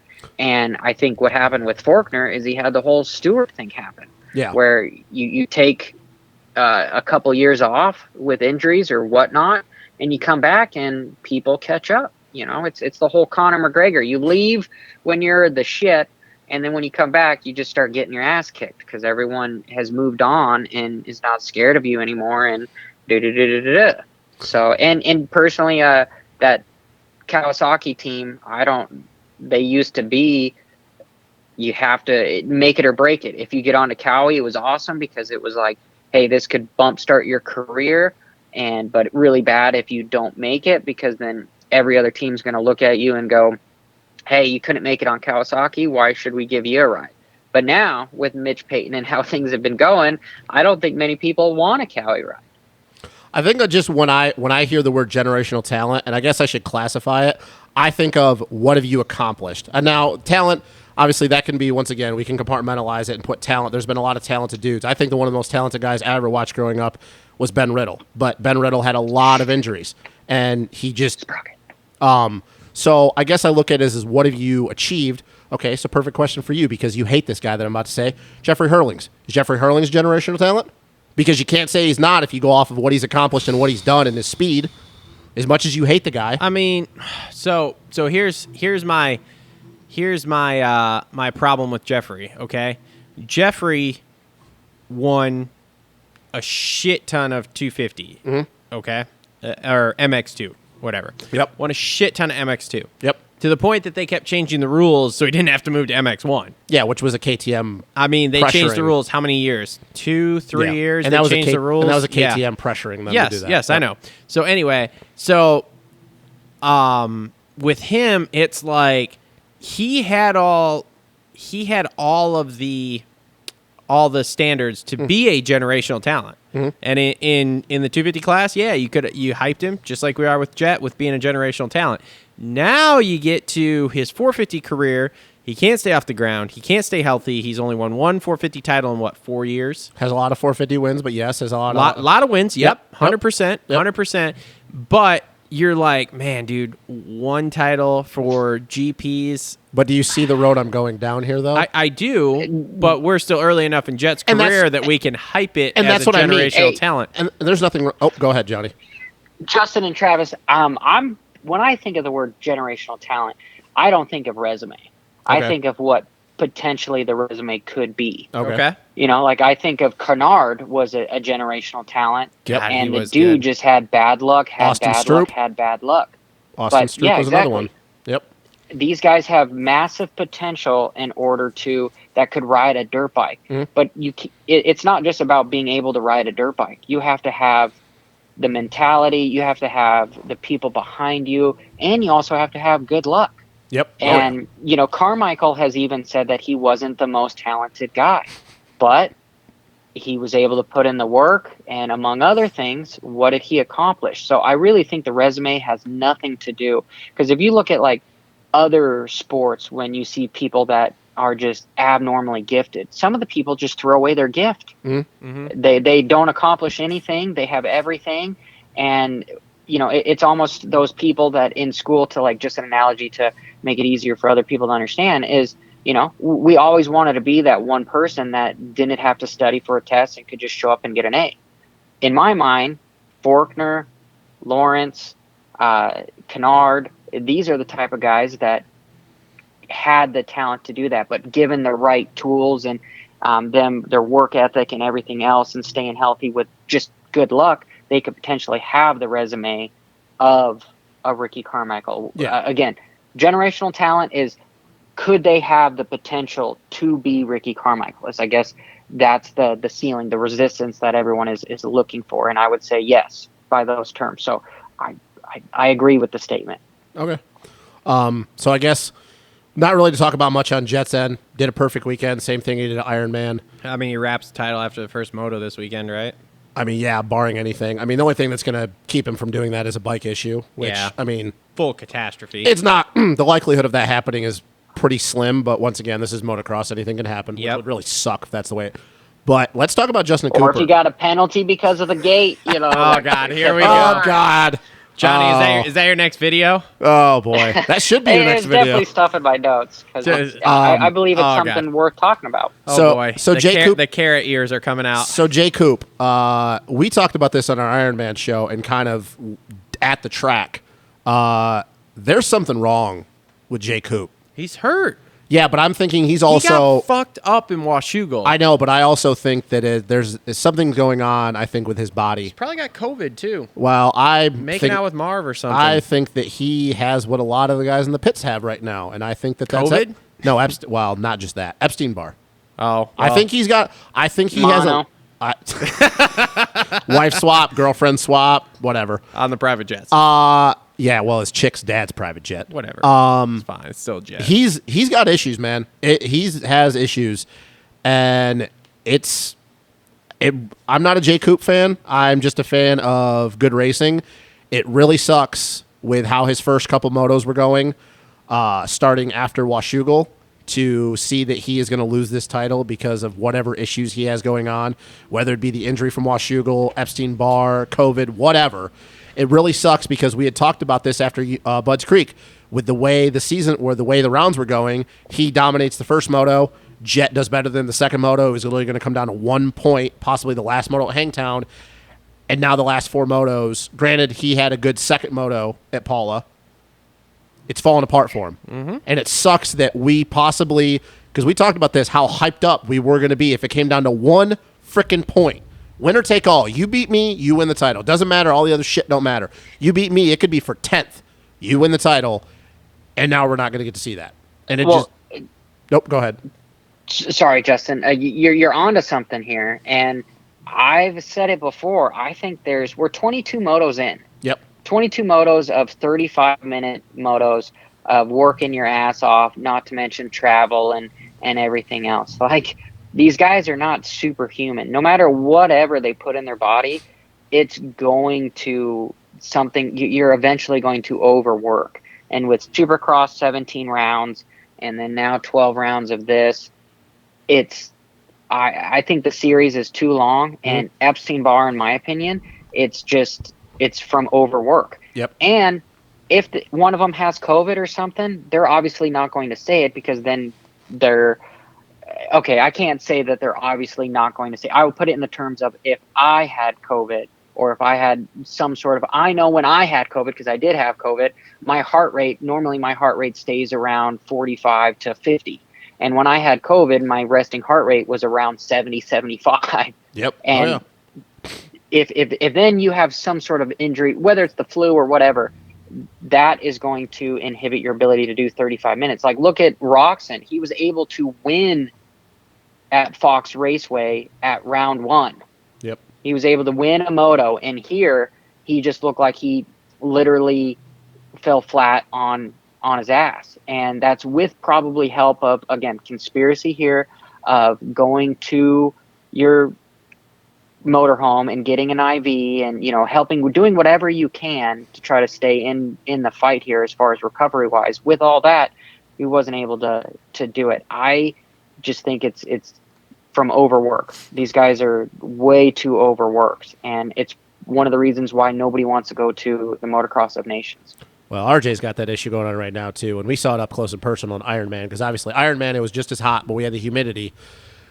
I told you what I saw after he was dead. Now, Paul comes what around. happened to Travis Pastrana at Daytona? I don't remember what year it was, but when he had heat stroke, he wadded through the whoops and hit his head really hard. Yep.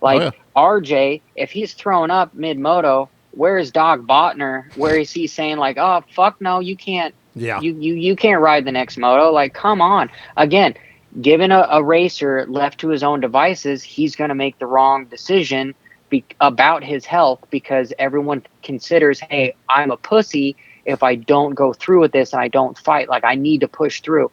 My whole the only reason why I have a team and the only reason why I'm a racer, my identity, is because I push and I'm a gladiator and I'm a fighter.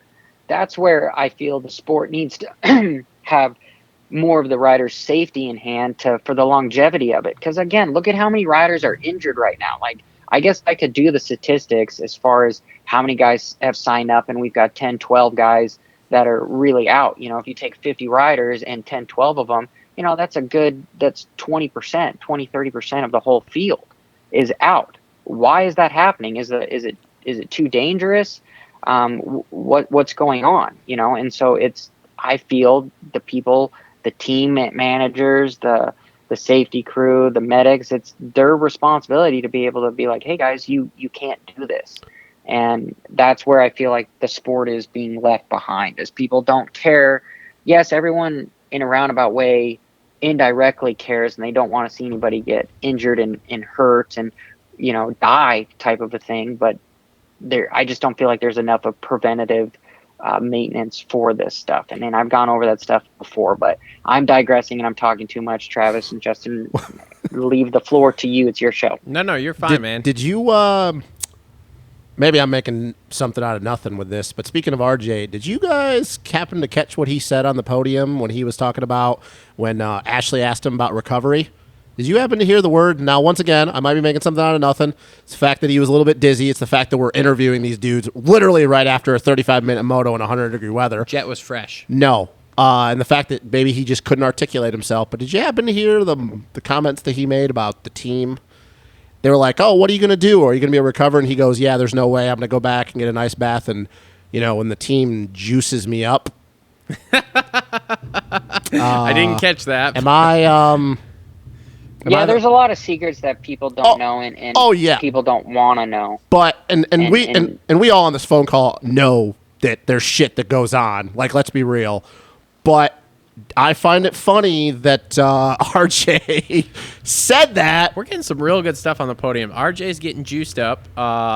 Cooper, they're swapping frames. I found it really hilarious, and I go, RJ, you probably didn't mean to say that, and all due respect, that is fine.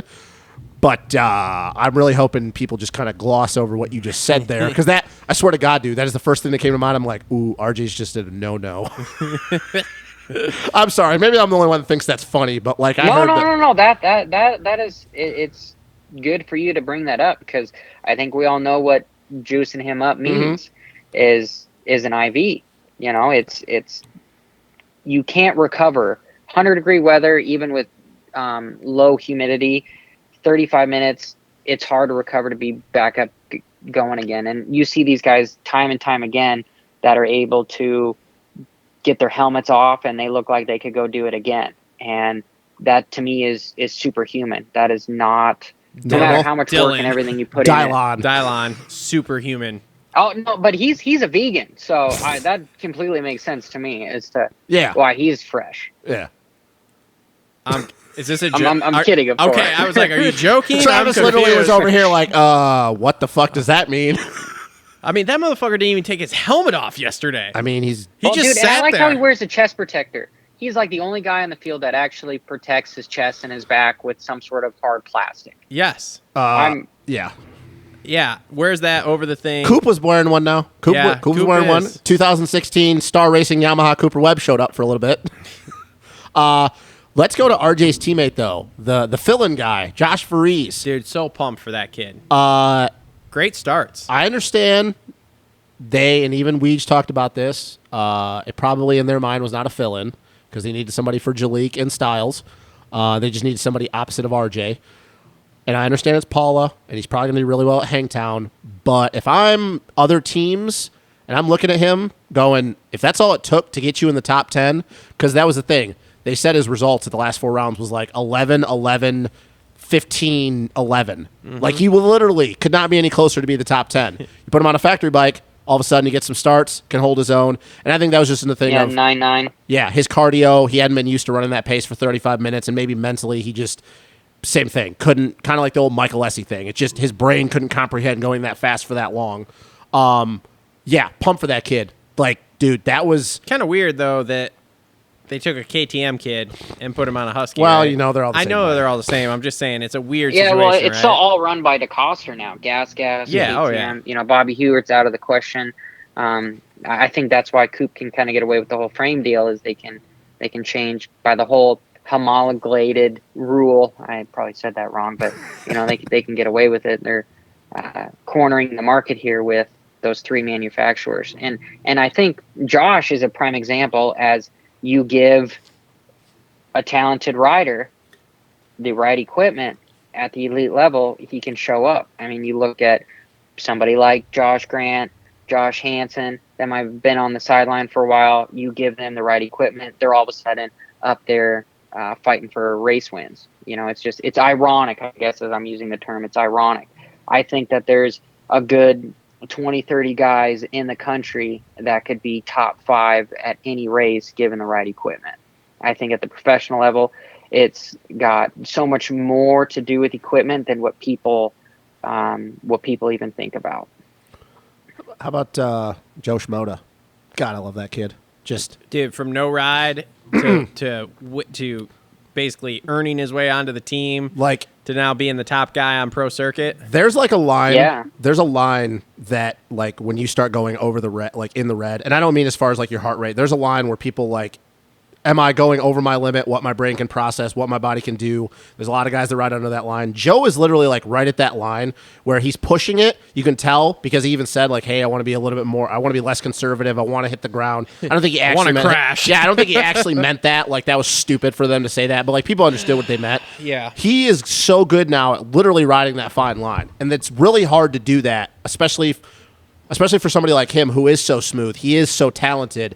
But he is literally always on that line because you watch him get loose and his brain knows, okay, I got to back it down 3%. And we know guys in this industry or guys out there have a hard time, especially in a battle, backing it down. They're like, oh, my talent can pull me through. My bike is good enough.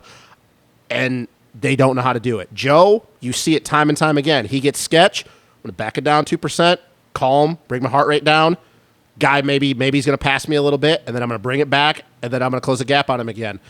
I'm so happy for that dude, and I'll stamp this right now. If he's on the coast opposite of Jett and Colt Nichols next year in Supercross, I think he wins the title.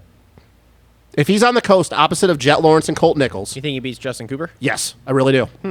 I really do. And I know that's going to be a... Is Faulkner at the 3-year point with the points? Does he have to move up? Or No. is he able to stay in the 250 again? No, but there's a whole lot of rumors flying around about that, too. I also didn't even realize this. I saw this yesterday, and whatever. Kudos if you want to say to Racer X. We all thought Colt was moving up. Colt's not moving up next year. He's staying a star on the 250. Yeah. Yeah, well, there was that rumor that if he did well outdoors, he was going to go get a 450 ride. He's not. So anyways, yes, I think if he is on a coast opposite of Jett Lawrence and Colt Nichols, I think that Joe wins a 250 Supercross title next year. Did you notice last week? So last week when we were at Ironman, he came over to the TPJ tent after everything Joe? was over. Yeah. Yeah. Did you see him sitting there? And, he didn't look like he was fucked up from the heat, No, which was weird. which kind of everything that we had thought going into the year, we were completely wrong. Yeah. Yeah, I don't know who he was talking to. I think he was talking to that Zion Ramella kid or his Probably. mechanic, whatever. But no, I'm just happy for him. Dude, I would honestly say I think he has made the biggest jump from his rookie year of anyone out there. Because, last year, he was... I don't even really remember a Supercross season, to be honest with you. That's how uneventful it was. And outdoors, he came on strong at the end of the year, but he was just a 8 to 12 guy, which, don't get me wrong, is really good, but that team was, loaded last year. So, it was, 8 to 12 was, the back end of that team at Geico. And now, and I fully believe, even if everybody would have been healthy this year on that team, he still would have been the best placing Cowie guy. Yep. He has been on it, and I'm happy for that dude. He's definitely showing that all the support he was getting from Japan and the push and all the stuff around him as an amateur, through Geico. Hype was real. The hype was real. I understand it's hard because he came in the same time Jett did, so he's always going to be overshadowed in that sense. But dude, he had big connections with Honda. Yeah. Yep. Which is actually amazing that he didn't end up on HRC also. Well, the funny thing is, too, remember how I told you that story about Hammaker and, now they're on the same team together? And no, I'm just really happy for him. I like the kid. He's humble. He's getting better with the culture that is America, because you can still, though, there's a disconnect with him. I fully believe in a few years, if he keeps going on this route, he's going to be one of, dude, even at Ironman, did you hear the podium for him? Joe, people were loving it. And I'm like, that's, granted, we've Everybody loves a little Japanese guy, right? Akira Narita would beg to differ.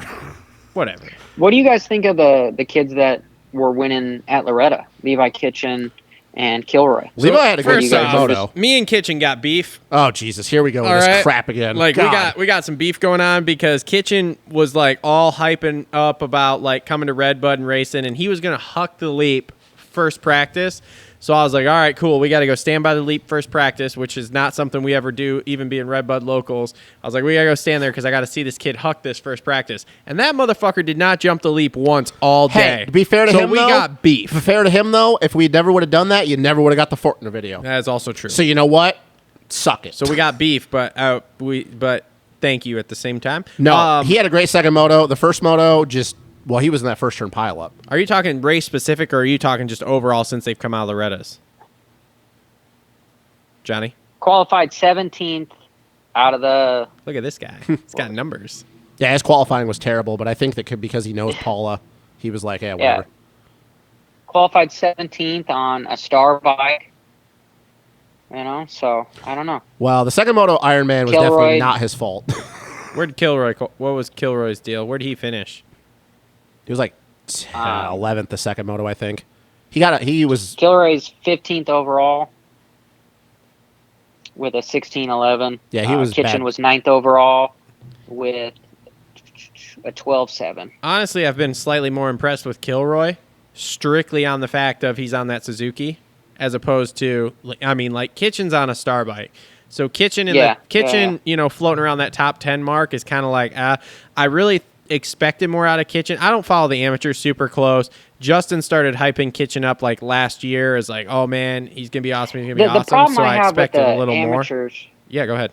Sorry. No, go ahead. No. I hear you. The problem I have with the amateurs is you've got 1 to 3 guys that have really nice equipment. Yeah. So they're all racing each other. Yep. And then now you get them into the pros, and now you've got 15 guys that have got really nice equipment. So it's interesting to kind of see where they fill. And I completely agree. I'm more impressed with Kilroy being on the freaking Suzuki, the old as shit bike. And maybe he's doing that honestly, he might get more support if he was to ride a 125, a 150, and do well. But he qualified 18th, just 1 behind Kitchen. So if Kitchen doesn't, maybe they've got a deal with him where they're like, hey, this is a warm up. But if he doesn't put in some results next year, he's not on the team anymore. Oh no, he's gonna go the same way of like Fry. And, He'll be fine. Who else is? Well, you say that, man, but again, like okay, we're saying, perfect example, Iron Man. Where was he at before he had the fuel? That stupid freak accident. He was literally getting ready to pass Yes. RJ for 4th. Yes, he was right up there. He rode great there. But what I'm saying is, you've got like Jared Fry is on that team, okay, and Fry's actually had a pretty good back half of the season. In my opinion, Fry has put in the same sort of results that Kitchen's been putting in, outside of where Kitchen was running at Ironman before the accident. But whatever, shit happens. But again, if I assume Kitchen's deal is the same as everyone else's, he's got 1 year. So next year, basically. I don't know this for certain, but I'm going to say that that's probably not right. I think he's more on the Thrasher side of things, and he has 2 years to prove himself. I still bet if he doesn't do anything, if he doesn't get in that top 5 next year at any point, you're going to see him go by the wayside after a year. The only reason I would say that you'd probably be right on that is the fact that they have Nick Romano and Matt LeBlanc waiting in the wings. But Matt LeBlanc also has to learn how to stay healthy because he's been hurt a lot. Romano obviously is doing really well. Probably going to be winning A titles all year. Yep. Going into Loretta's next year. And go ahead, Johnny. Sorry, again, guys, I'm really bad at interrupting you. No, that's okay, man. We have you on the show so that we don't have to talk all the time. So go for it. It's interesting that the 250 class is changing, and what I mean by changing is guys are so much older. Cooper, Hampshire, Martin. You've got these guys that are over 25 to close to Nichols. That are almost 30. That's interesting for the 250 class. The 250 class is supposed to be a stair step up to the 450 class. But the problem is there's really only 5 paying spots on good teams in the 450 class. So in order to even be considered for one of those, you have to win a championship. So you've got guys like Martin, that unfortunately, again, I think Martin is one of those kind of generational talent. He's just had some really bad luck. Yep.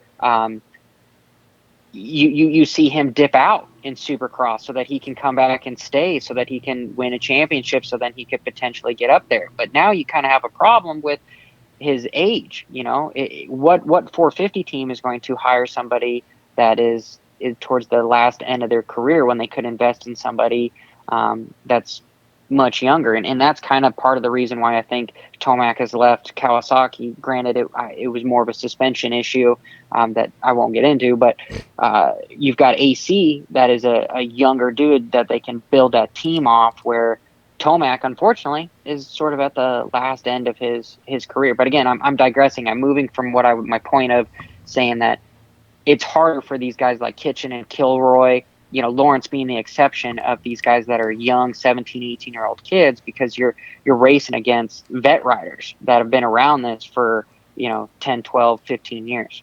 Well, Travis, I'm about to make you real mad with if we're talking amateurs. Heard another rumor yesterday. Oh boy, Chance Hymas is not moving up to the 250 class next year. He is staying down another year in amateurs. So he's going to run amateurs next year and the year after? No, he's going to run amateurs next year and then move up the following season. Oh, okay. Cool. Why is that going to make me mad? I was thinking that you were going to be super excited to see him because of the Honda thing, that he was going to be moving up for Supercross. Yeah. No, he's going to stay in amateurs until Jett moves out.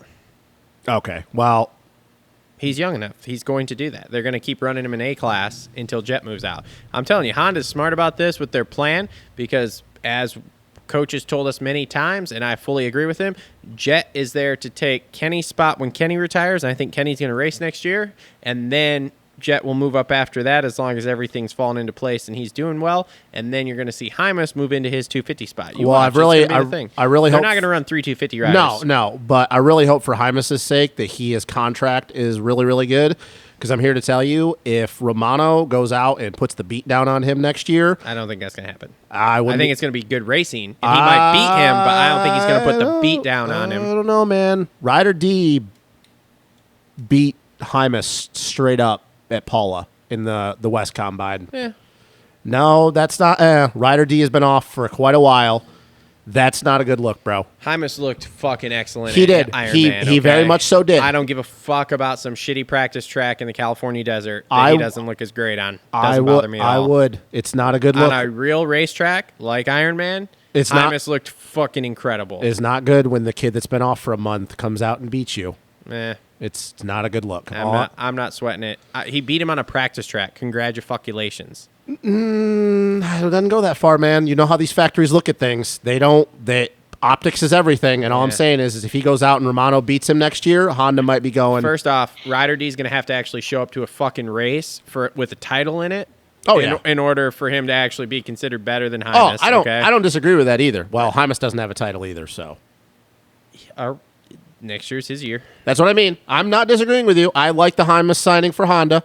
I'm just saying that if his contract is not ironclad and he lays an egg next year. I mean, probably Ryder D flew directly from Ironman directly into the Paula track and has been spinning laps all week since then. I'm not. This was not being brought up to be a debate about Chance Hymas. I'm just saying that if I'm him, I hope his contract is ironclad, because if Romano goes out and beats him pretty easily next year. I don't see it happen.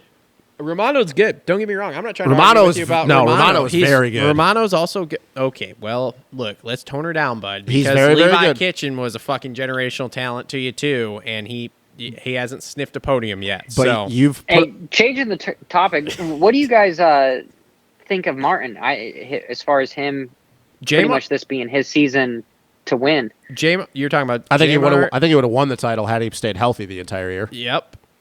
And what do you think of him being on the 250 again for next year, not signing a 450 gig? I mean, if he can make 300,000. So here's the thing. I had this in my notes here actually for what you said. You were talking about J-Mart being a generational talent, and I have to disagree with that. Strictly on the fact of, so when I think of a generational talent, and it's funny that we keep throwing this around. I don't think this wording has ever been used this much. Thanks, Daniel. But anyway, when I think of generational talent, I think of someone that can do both. And I don't look at J-Mart as someone that can do both. J-Mart is a okay 250 or okay Supercross rider, and he's a fucking beast outdoors. Like, you will never hear me argue about J-Mart outdoors.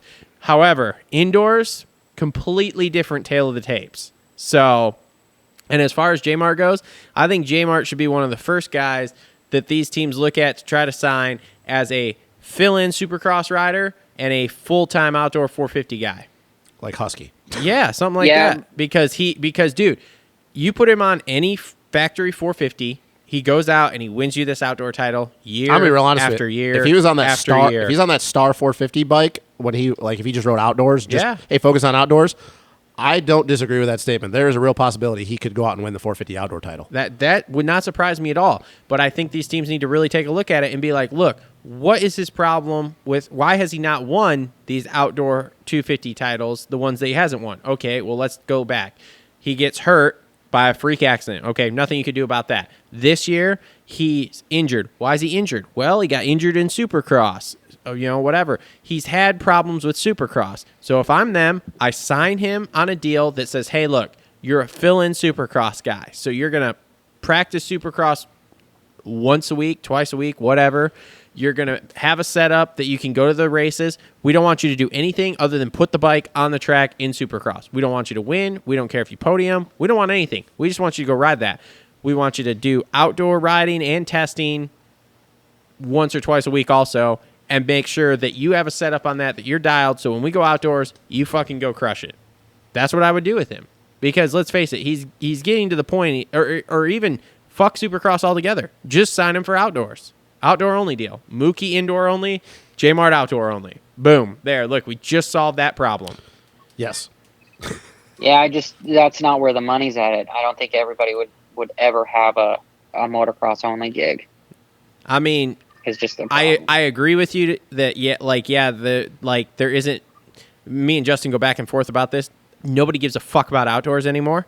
But in my mind, it's like, well, if we're gonna keep doing it, we might as well try to fucking win it.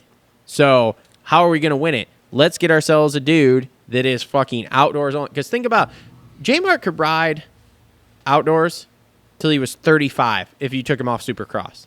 Because let's face it, chances of you getting hurt in outdoors are way less than indoors. Well, and his thing is he's one of the most physically fit dudes. Yeah. I don't know. In the paddock. I don't know. I kind of disagree with that. I think maybe a little bit as far as in motocross, because of the speed, you can kind of stop and roll. Yeah. You've got more inertia, where in Supercross you're doing 30 miles an hour and it's a real slam. Yeah.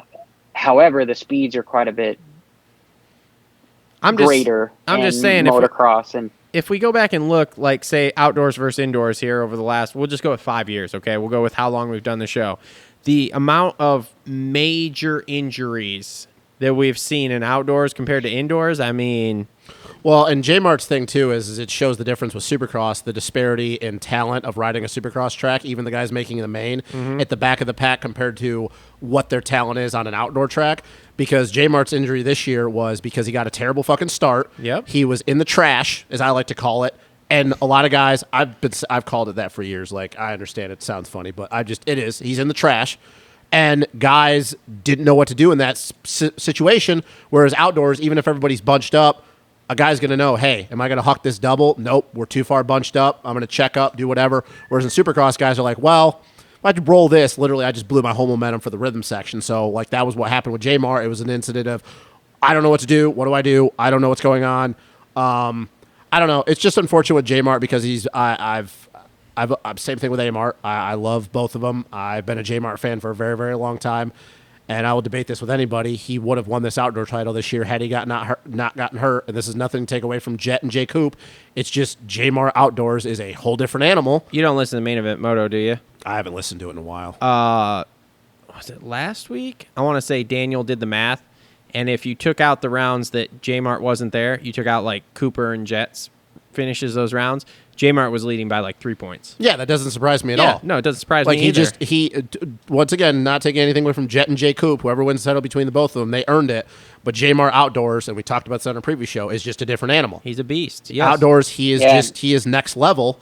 It's very unfortunate. I saw somebody, I don't know where I was looking at, but somebody goes after J-Mart went down at Ironman, they go, yeah, man, he is really, really good at riding over his head. And I go, have you not watched J-Mart his entire career? Like, the way he rode that first moto, that's just who J-Mart is. That's not riding over his head. That's literally Jeremy Martin in a nutshell. Like, he is just really good at riding that ragged edge. Do you think he crashed because of wood chips? Oh, Johnny, don't get me started. No, that where he crashed there, that was all sand. Like, that whole section through that uphill jump into the corner, and then you kind of went down the hill and turned right. Well, and it was also up. It was like a hip signal. Yeah, too. it was, but that was all sand, man. There wasn't wood chips down there. Somebody goes. I liked it. It seemed like the shadows were quite a bit less compared to what it's been in years past at Ironman. But sorry, we're talking about Fox. I just I've been getting people telling me that it was wood chips is what caused. Well, Dylan had an issue with wood chips in qualifying. Yeah, Dylan had an issue with wood chips. I don't think it was wood chips in that corner. Because like I said, when we got there Friday and we're walking around the whole track, like scoping it out and everything, that area was all very sandy. I'm also going to be honest with you. Like, obviously, we never saw the shot of him going up the face, but like I think that was just an instance of the way he angled the face when he was trying to scrub. He just went too far to the right. Because like if you watched him the laps before, he was literally going outside and straightening out because it kind of is an angling single floater, whatever you want to call it. Yeah. But I found it funny when I saw that somewhere. People were like, yeah, J-Mart is just really, really good at riding over his head. And I go, you really have not watched Jeremy Martin his entire career. This is just who J-Mart is. Like, that's his comfort zone. Do you think part of his injuries this year in outdoor was because he was already injured from Supercross. 100%. Oh yeah, because what he had the shoulder, he had the fingers, wrist. the fractured wrist. Well, the fingers he got practicing during the week back in Minnesota, but the other stuff, yeah, like the shoulder, the wrist. We didn't even find out about the wrist till after. Like we knew the shoulder. Yeah. It's just like Coach says, one injury just leads to another. Well, yeah, because then you have start issues. compensating. You Yeah. start compensating with other parts of your body. And again, my thing is why would somebody be willing, knowing that they're not 100%, to get back on the horse? You know, because Jeremy Martin is mature enough to kind of to weigh out sort of the risk versus reward. So it makes me wonder as what is being said in the back, because I am under the impression that a lot of guys are only as good as their last race or their last result of some, trying to make their stock grow. Because you've got guys in any other sport, right, that get injured and they're sidelined and they're happy to collect their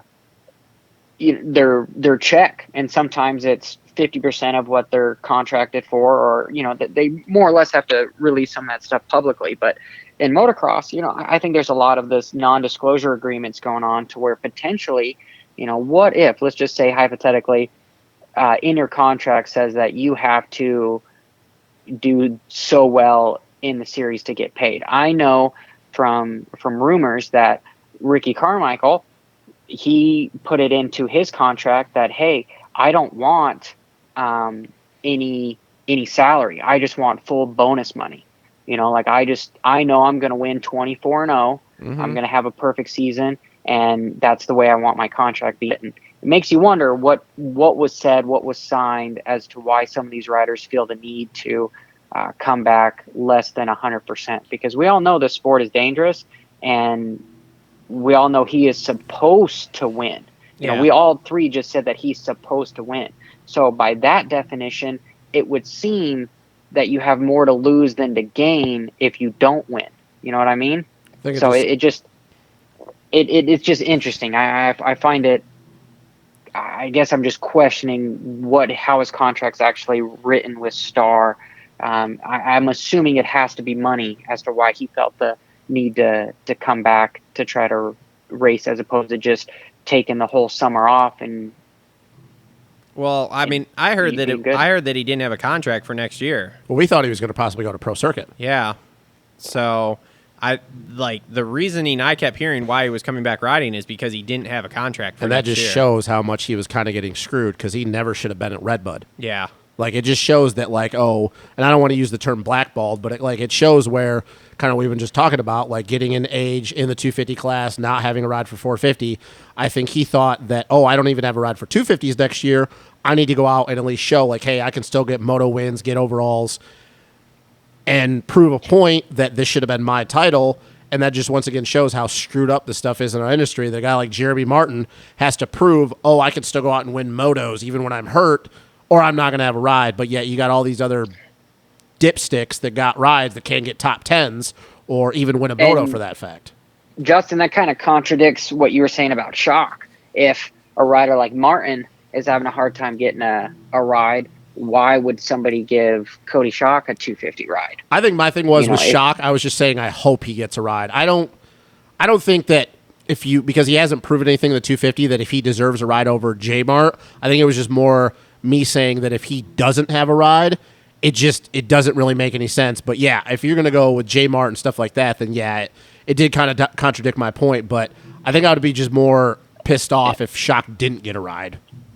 I love you, brother. I'm just putting you on the spot. No, man, it's okay. And sometimes when I say stuff, like, I don't really go into detail, but it's just there's a lot of trust me. I'm right there with you. I say some stupid shit constantly. It's like my guy Mitchell Harrison. Like I said, he was out the whole entire summer, but yet he's proven time and time again he can be 5 to 10 and go out and get on the box.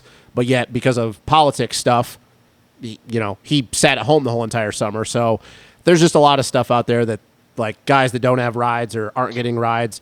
Just basically J-Mart, I think, didn't have to prove anything this summer, and I just hope that wrist, because do we know if it was the same wrist that was already broken? Yeah, I think it was. Okay, wow. Well, that's not good, because that would means it was fractured or it was fucked up. He has a fracture in the other wrist, and now he re-broke it or did worse. Can't be any worse than A-Ray. I mean, he gonna just have both his arms in cast. Yeah, Can't well, wipe his own ass. A-Ray just is always pissed off. So yeah, let's just let's go to the 450s. All right, great. Dylon. Oh, boy. Oh, really? You can be Golden Jett, but I can't go Dylon? Really? Your boner just hit the table. It did. It did.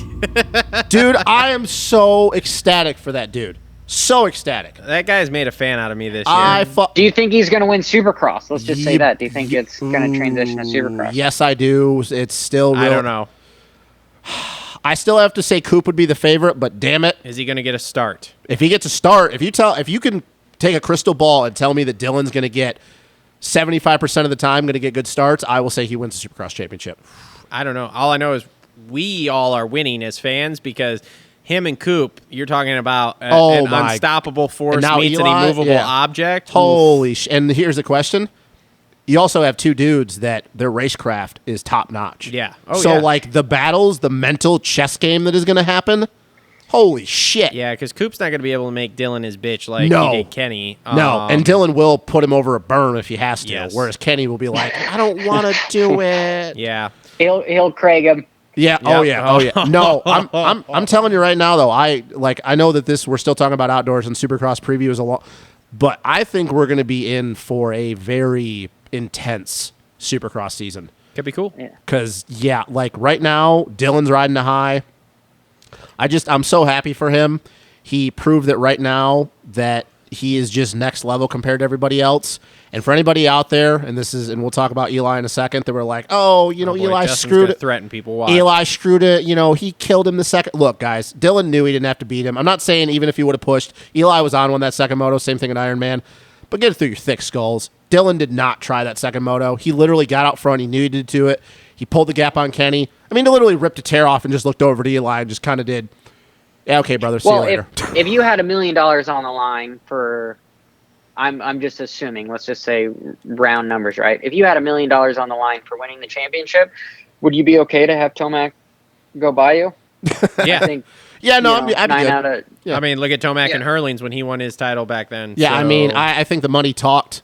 I mean, you can clearly tell, too, because, like, he just botched that whole rhythm section. He was like, that's on fine. the up hand, he can now afford to be vegan for the next 3 years. So Did you see he bought DV, sent him a brand new 252 stroke? That was pretty cool. Did he really? Yeah, brand new 2022. Would you be less of a fan if he just, let's say, Told just everybody, didn't fuck race off. the next race?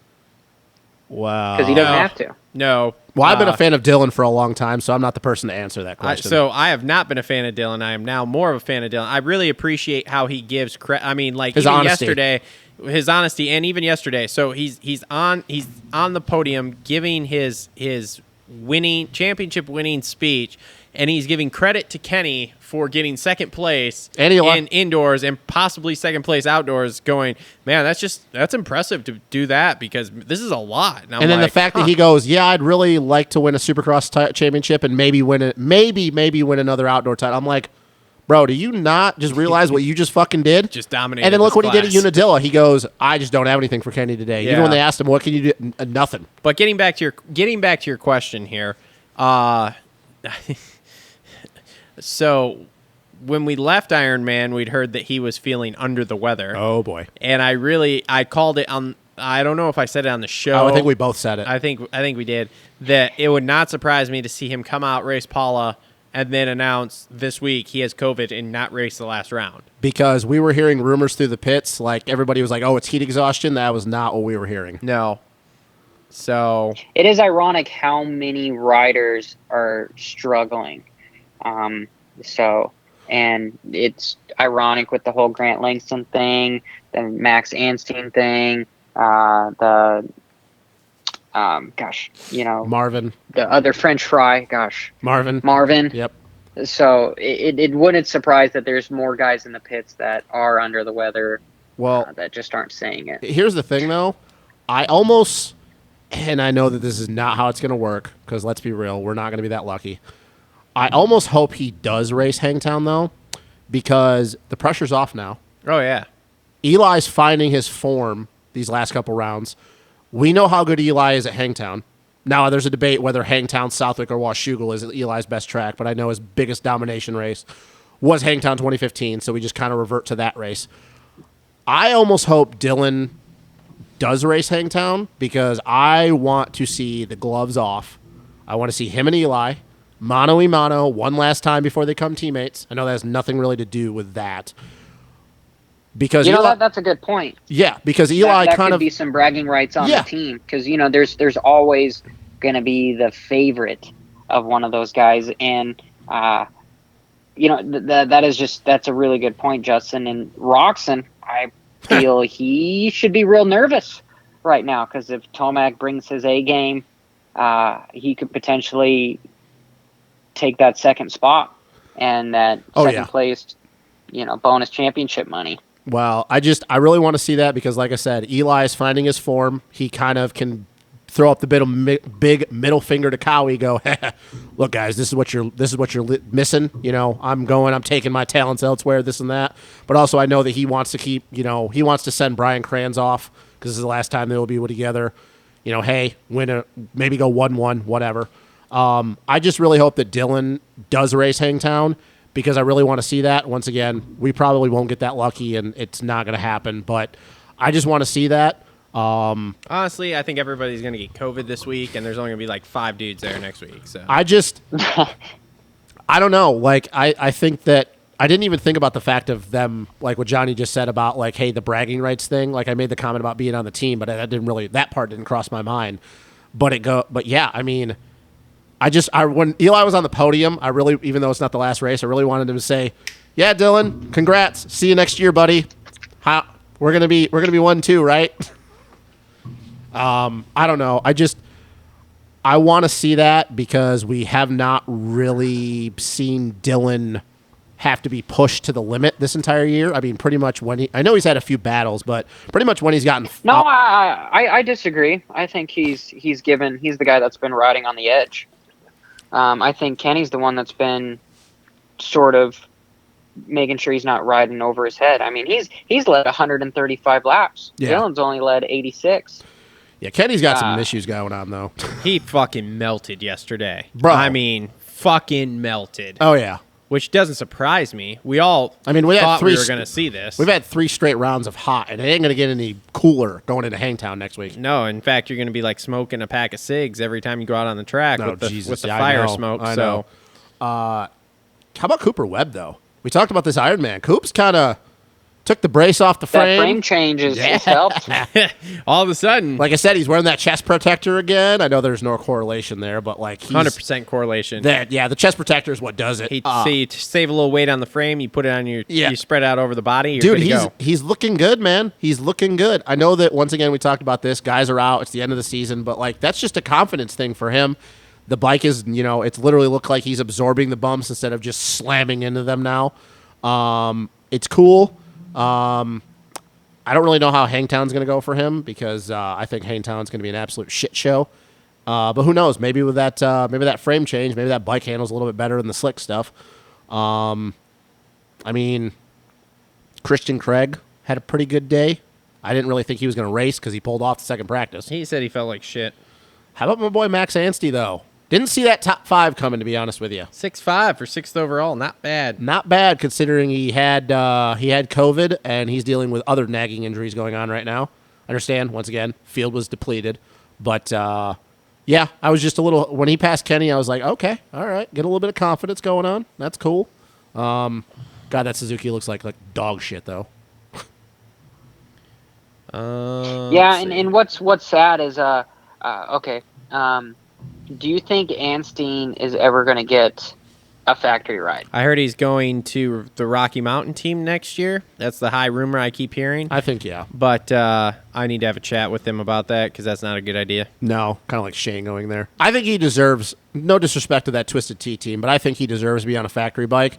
It's just kind of one of those things that with him, like you're going to get a consistent main event guy in Supercross, but outdoors, I'm never one to put all the blame on the bike as for a reason why a guy doesn't do certain things. But I definitely think in this case, like, it's very obvious he did a lot better his rookie year over here in 2020. I know it was the pandemic season. But this year, once again, he's had some injuries. He's just been kind of there, like an 8 to 10 guy. If he was on a rock... And why is it that an 8 to 10 guy doesn't have a factory ride? Yeah, that's another thing too. It's like that doesn't make any sense. You The know? sport's so top heavy right now. It's fucking ridiculous. Yeah, I mean, I don't know. And we're over 2 hours into the show. We don't have 2 hours for me to rant about how the promoters are fucking killing the show or killing the sport. So we won't get into that side of it. But yeah, dude, it's fucking stupid. By the way, question, and this kind of shows how I was only paying attention to certain things. I was literally paying attention to Dylan and then where Kev, Meshi, and Hubert were. Mm-hmm. Do you have the results up right now? Yes, I do. Where the fuck was Joey? Savachi? Yeah. 9-9 for 9th overall. Okay, that's what I was wondering because as I'm driving over here, I'm like, I never saw him the entire day. Well, let me just tell you a little fun fact here that I was just noticing scrolling through the results. 1, 2, 3, 4, 5.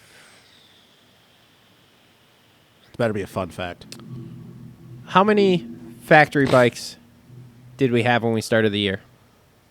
All of them. 22? Is that what we came up with?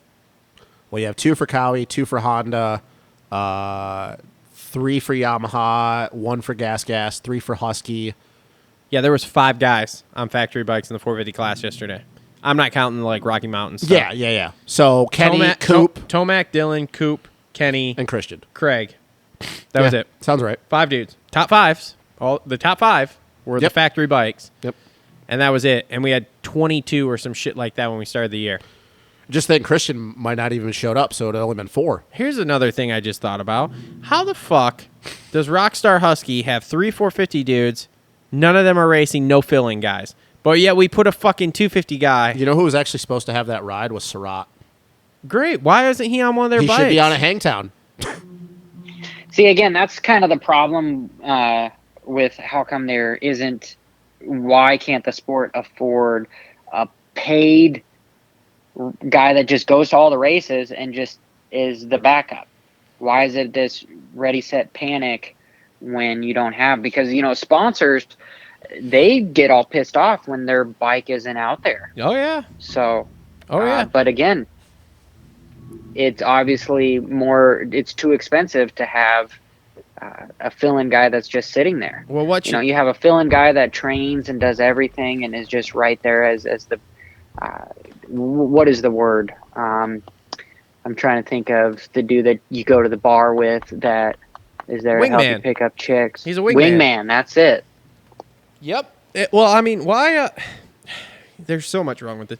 Like, We're the only sport in the world that doesn't have a fill-in guy. The fucking, what's it called? The promoters should be paying or helping support the teams to make sure that at least in the 450 class, let's not even call it 250s, let's just go 450s. You have a minimum as a factory team of 2 dudes on the track every single race. If the promoters would give a little bit to the teams, I mean, think about it think about Formula 1, okay? If Lewis Hamilton gets hurt, is Mercedes only taking 1 car to the next race? No, perfect example this weekend in the Netherlands. Kimi Räikkönen tested positive for COVID at Alfa Romeo, and they literally brought up a dude that hasn't raced in 2 years named Robert Kubica. Bingo. You want to know why? Because they had their shit together. Formula 1 knows what the fuck they're doing. Helps the teams. It's Yes. such a fucking weird concept. Yeah, we are literally the only sport, take out motorsports, sport in the world where you do not have a guy on standby that's the same guy all the time to back up your top guy or guys. JGR was cutting edge with this shit. Having Phil as a filling guy. But even then, though, they had different guys throughout the years. And I understand injuries play a part of it. But once again, every other sport, take out motorsports, just sport in general. I mean, if you have a guy that is literally on your payroll that is set to be there if your top guy goes down or guys. If the first and second string QBs get hurt on the Patriots, there's a third QB. And a fourth. And then if that doesn't work, they take a tight end or a wide receiver. It's so fucking stupid. And once again, we don't have a long enough show to go about this, but it is literally my biggest beef in the industry when it comes to this kind of stuff because it's really? There's enough dudes out there. Privateers example, once again, you can keep letting them race, do their deal. Keep letting them go out there, race. They're going in their own rig, whatever, but you literally have them on standby. And not just, we're just bringing you along for the weekend, we're just having you here. No, pay them too, because they're getting a bike out on the track for you. Like Johnny just said, sponsors, there's certain things, you have obligations. why? It's like I said with Surratt. Surratt's been the top finishing Husky privateer in the 450 class the entire year. I don't care. Take out the fact that all these dudes have been hurt. It doesn't matter. He's still the top placing Husky 450 guy. Yep. Why did Steve Westfall and the guys at Husky not go, maybe we should have him on standby just in case one of our guys goes down. Bring him in, pay him, and because we can have a bike out there and fulfill our sponsorship roles. Well, here's a good question. Permission for a 30-second rant. Go ahead, for buddy. it. We love it. You can rant for 30 minutes. Again, I am under the impression of all the privateers that I've talked to that they, once their career is over with, they've got a sour taste in their mouth because you've got guys like Freddie Noren and all these guys that can be top 10 and they never get the recognition that they should. And my idea of fixing it is the whole, like the conversation that I've had with Coombs and them as far as the production rule. The production rule is designed so that you can have privateers. You can, you don't need to have a factory team to sign up to be a part of the race. Like I can go show up in my box van because I have a pro license and I can compete with the best in the world on my dealer floor equipment. That's what the whole production rule was designed to do. It was, designed to allow all of us to be able to, just participate and help grow the sport. However, it feels as if we've gotten to a point where there's been so much kind of backdoor deals and so much sort of ways around putting more money into making it overly expensive to try to win. As far as, you could just take any blank motorsport and say, hey, we put traction control in, we put this, and other teams can't afford that, so we've got guys that are controlling the field,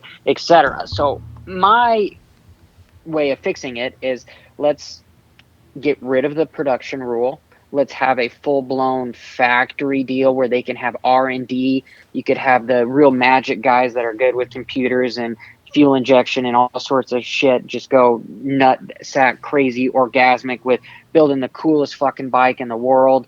And that could be the premier class. That could be where we have the champions of Ken Rocks and blah, blah, blah. The guys that are making the cream of the crop. Boom. And then you have a sheer blown stock class where it's, here we've got spec tire, we've got spec frames, we've got just more narrowed down to where the cost is so much lower. You could have the privateer show up, and then therefore you're going to have guys that are, you're not going to have the top 5 guys on the best equipment. You're going to have 20 guys that could win on any different day. You could have even 40 guys on any different day.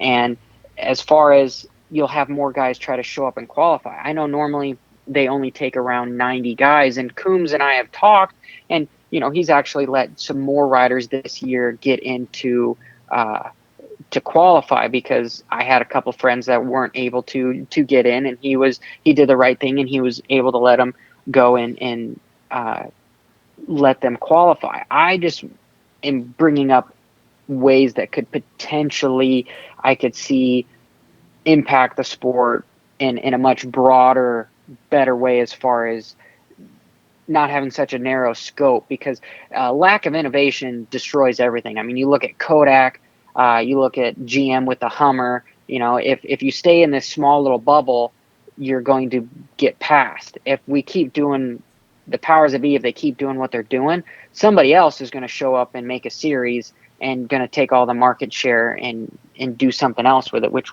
could potentially be better. And honestly, it might be better to have a competing series that is just as good, because it's going to force innovation. It's going to force not being complacent, and it's going to force people to try to, again, that word, innovate, improve. So again, there's my, maybe that was more of a 3-minute tangent than anything, but that's my idea. So my thing is that, like, I agree with where you're going with it. Okay, where do you don't agree? So like in the 450 class and outdoors, we've pretty much seen, if you put a pipe, put a map, and put some race gas in a stock 450 and throw your suspension on there, like, you can go out and pretty much run with these dudes outdoors. Now, Supercross is a different fucking animal, and then the 250 class. I disagree, but I'm interested to see where you're going with this, Travis. Well, I mean, okay, so Jace Kessler, for example, okay? Because we were talking to him last weekend when we were at Ironman. That dude is out there on a fairly bone stock 450 Yamaha, and I mean, he is right close to top 10. Got 11th in a moto. Yeah, so I don't know that the 450s are really like that far off. Like, I don't know, maybe. Well, then give him a factory bike, and then he's top 5. I mean, maybe top 3. I mean, honestly, the kid, I don't know how much you know about Jace. Full-blown rookie. Did he ride Loretta's this year? He rode Loretta's this year, and like I told you, the rounds that he rode, the 250s before Loretta's, he was literally on a box stock 250F. Yeah. And he was in the top 20, and I mean stock 250F. He didn't even have an exhaust system on it. Yeah. So that's even more impressive than he did on the 450. So yeah, if you gave him a factory 450 or 250, I mean, that kid has enough talent to be right there. But I do agree with, especially in like the 250 class, and I've ranted about this before too.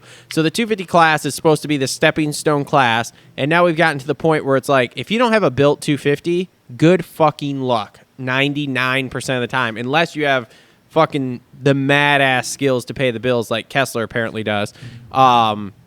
Because yeah, it's but just again, with Kessler, so wild out there. Sorry, Travis. No, go. In the 450 class, or his continuing with his pro career, again, I'm not trying to disrespect anybody, but it's a risk versus reward. You've got such a talented rider right here, and the way the system is built for you to be a factory guy at 50s and then 60s, and then you get the equipment enough to actually make money in the sport. And now you've got a rider that can be top 10, but even if he is top 10, he's not going to be able to retire. And I'm just asking, could we change this so that you can give these incredibly talented riders opportunities to showcase their talent on a huge stage in order to try to create a better life for them and their family, where the way the system is right now is you're being compared to somebody that has such more improved equipment than you, to where it's not even fair. God, I'm sounding like a liberal here, so I'm just going to shut up. Continue, Travis. No. I'm like, you and I are on the same page here with this stuff. So in my opinion, the way this should work, okay, these factory teams should not be able to sign these kids or give them bikes until they're at least, say, let's just say for argument's sake here, let's just say 16 at this point, because that's when you can turn pro, okay? So at 16 they can sign them. There should be, in my opinion, and because I don't have a term, an EMX class for Supercross and outdoors, which should be bone stock 250s with nothing but suspension, and you can change your handlebars on them, okay? For these kids to step into the realm of pro racing. Now, I don't know whether you open that up and you just let that kind of go with everyone, or, you don't have an age group, so you can ride. Like, let's just cut the points. Let's cut the age shit. Every class is wide open. So you have a 250, we'll call it entry class, which is where these kids come in, or these guys who don't have any funding. They can ride a bone stock 250 with different handlebars and suspension, because obviously, as we all know, suspension's critical. You don't want people riding Supercross on stock suspension, especially with these guys going as fast as they are through Supercross. You don't want that, because we don't want anybody getting hurt. So you can change suspension, you can change handlebars. That's it. Outside of that, stock motor, stock mapping, stock everything. I mean, literally to the point of like, make the promoters or the team sponsor the class, and anybody can pick any fucking bike they want to ride. So that way, these these factories have to try to build the best stock platform 250F for these kids that want to run it. Okay, then go to your, say, full mod 250 class or whatever, which is where you have your pro circuits, your Honda HRC teams, your Star Yamahas, all this stuff. You can build the motor, you can build the suspension, you can go full blown, and that is a full done class. And then 450s, make it the same way. But you have your entry level class or your budget class, we'll call it, whatever. Which I'm talking in circles here because I'm trying to add in like the budget friendly part of it, because I had this all worked out with like bringing the kids up Yeah. as like an entry level deal. But like I keep saying, take the factories out of the amateur racing, because I had that written down too with what you touched on earlier about these amateur kids. They sign these Star Racing deals or whatever, Star, Team Green, whatever. And then at 14, they're racing Schoolboy 2 on a full-blown pro circuit, Geico, Star Racing bike, and they're waxing all these kids who, you know, are like me and have a stock Yamaha 250F that it's like, what the hell am I even doing against these guys? There's no way I can touch them.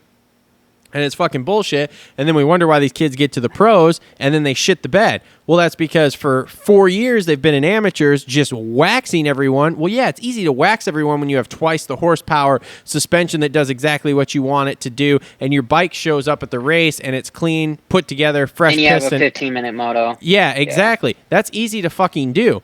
Now, what's not easy to do is to get out there for 30 minutes and race, and this is where I think it would work well with having like a stock 250 class that is the entry level where the kids have to go through too, and you got to race, say, 2, 3, 4 years there or whatever, and you can't go to the mod class till, say, you're 20 or something. I don't know. I'm spitballing this literally as we're going. Yeah. But Sorry, Travis. No, go ahead. Continue. Go ahead. I'm with you on board. I think the whole amateur scene needs to be revamped, because the pro scene should be just that. That should be the pros. If you're looking for other riders to be on a team, you should be looking at from the pros. You should not be looking to try to draft the amateurs. I know we want to try to treat this like football and every other ball and stick sport, but it's not. I think you race amateurs. That's just the thing. You race amateurs in order to get to pro, just 1,000-foot view, amateurs to pro. Then from pro, that's where you're being picked and chosen for one of the better teams. But even go ball and stick sports, what you just said, okay? What are these kids making in the amateurs before they go to college, in college, whatever? Well, now they're just starting to make money. Yeah, now they're starting to before. make money off the NCAA. But for years here, it's been with the NCAA. Well, you now can't they're even make legally money. allowed to. Yeah, but for years So- it's been where you can't even make money. Okay, cool. So again, make Legally. it where Legally. yes, yeah, legally.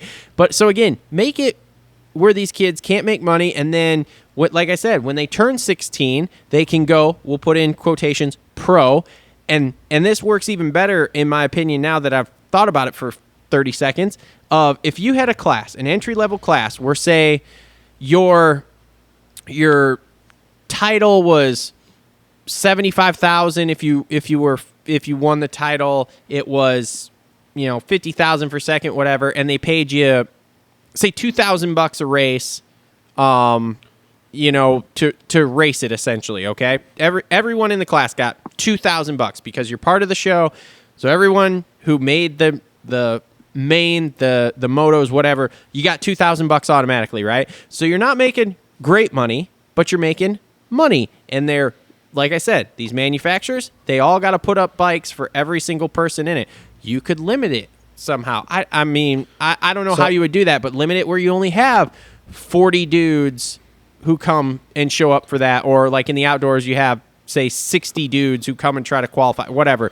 Yeah. Do it that way. And then it works because if that's there's no age range in that class, okay? If you want to come out and you want to be, quote unquote, a pro rider and you want to ride this entry class, whatever the fuck we want to call it, EMX 250, we'll just say it's that, okay?